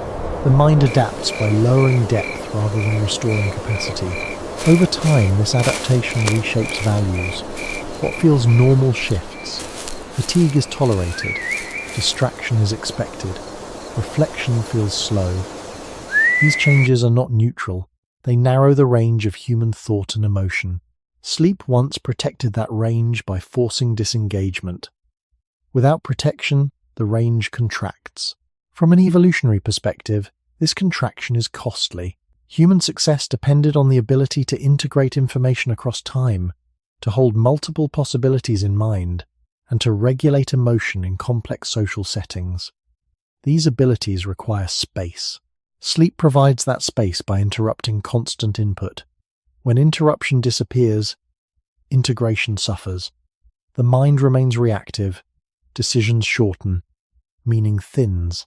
This is not because humans have become less capable, but because the conditions that allow capability to unfold are missing. Sleep does not add intelligence, it preserves it. It prevents the system from collapsing into immediacy. Historically, whenever societies recognized this risk, they responded collectively. Work slowed at night. Shared pauses were respected. Intrusion was limited. These responses were practical, not philosophical. They preserved function. In modern settings, the same logic applies, but the scale is larger and the signals are quieter. The cost of poor sleep appears dispersed. No single failure announces the problem. Instead, small errors accumulate. Trust erodes. Coordination weakens. These outcomes are often attributed to cultural or moral decline, yet they mirror the effects of chronic sleep loss described earlier. The system is operating without sufficient reset. This reframing matters. It shifts responsibility away from individual discipline alone and toward shared design. If sleep is essential for maintaining human complexity, then environments must be shaped to allow it. This includes predictable rhythms, protected intervals, and limits on intrusion. It also includes cultural permission to disengage without penalty. Sleep cannot survive as a private act when every structure pushes against it. It requires collective agreement, just as it did in earlier phases of human history. Looking forward, the challenge is not to defeat sleep, but to integrate it consciously into future life. Technologies can reduce physical labor, but they increase cognitive load. Connectivity can extend cooperation, but it erodes boundaries. These forces do not eliminate the need for sleep. They intensify it. The more complex the system, the greater the need for regular withdrawal. Ignoring this principle leads to brittle performance. Respecting it preserves adaptability. Sleep, therefore, becomes a measure of sustainability. A society that protects sleep protects its capacity to think clearly, feel proportionally, and plan beyond the present. One that sacrifices sleep may appear efficient in the short term, but it undermines the qualities that support long-term stability. This is not a moral argument. It is a structural one. Human cognition has limits. Sleep marks those limits. As the story approaches its conclusion, one insight stands out. Humans need so much sleep compared to other animals because they chose complexity over efficiency. They built minds that integrate, imagine, and cooperate across time. Sleep is the cost of that choice. It is the pause that makes continuation possible. Preserving sleep is not about returning to an earlier world. It is about carrying forward the conditions under which human intelligence remains whole. As the narrative closes, the human need for sleep can be seen not as a weakness to overcome, but as a quiet signal of what kind of species humans chose to become. Across evolution, humans did not select for the ability to remain awake indefinitely. They selected for minds that could integrate experience, regulate emotion, coordinate socially, and project meaning across time. Each of these abilities increased survival in subtle but cumulative ways. Each also increased internal load. Sleep became the mechanism that allowed this load to be carried without collapse. It was not added later as a convenience. It was built into the system from the moment complexity became the strategy. When humans compare themselves to other animals and notice how much more they sleep, the comparison often misses this point. Many animals are efficient because their worlds are narrow. Their behavior is guided by immediate cues and fixed patterns. Humans expanded their world inward. They live among memories, expectations, obligations, and imagined futures. This expansion required a compensatory pause. Sleep provided that pause by creating a regular interruption in consciousness where the mind could reorganize itself without demand. Over time, this interruption became indispensable. It allowed humans to remain coherent while carrying more than the present moment. The modern world often treats sleep as time lost. From an evolutionary perspective, sleep is time preserved. It preserves judgment, patience, empathy, and foresight. These qualities do not disappear instantly when sleep is shortened. They erode quietly. Their absence is often noticed only when systems fail, relationships strain, or decisions narrow. Sleep protects against this erosion by restoring the conditions under which complex thought remains possible. It does not make humans smarter. It prevents them from becoming simpler than their environment requires. This distinction matters as human systems grow ever more intricate. Technology accelerates action but does not reduce cognitive cost. Connectivity multiplies interaction but does not reduce emotional demand. The brain remains the same organ shaped by ancient constraints. It still requires withdrawal to function fully. When withdrawal is consistently postponed, the brain compensates by narrowing scope. Life continues, but depth is traded for speed. Over time, this trade reshapes values and behavior. The future then becomes managed rather than imagined. Sleep stands as the counterforce to this compression. It preserves the capacity to think beyond urgency. It reopens space for meaning, memory, and proportion. This preservation is not automatic.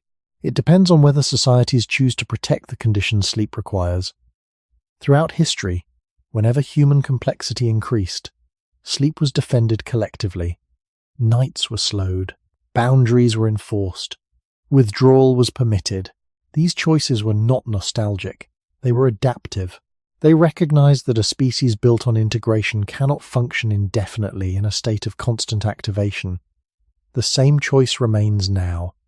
Human biology will not adapt quickly to reduce sleep. It will adapt by losing capacity. The question is not whether humans can survive with less sleep. It is what kind of thinking, feeling, and cooperation will survive with them. Sleep marks the line between sustainable complexity and brittle efficiency. It is the pause that allows the human story to continue with coherence rather than fracture. When humans sleep, They are not stepping away from progress. They are maintaining the conditions under which progress remains human. In the end, the reason humans need so much sleep compared to other animals is not hidden in a single gene or behavior. It is written into the structure of the human mind itself. A mind that remembers deeply, feels broadly, and plans far ahead must rest long. That rest is the cost of carrying the future without breaking. And as the world continues to accelerate, one question remains open, unanswered, and essential. If sleep is the condition that keeps human intelligence whole, what kind of future is possible if that condition is no longer protected?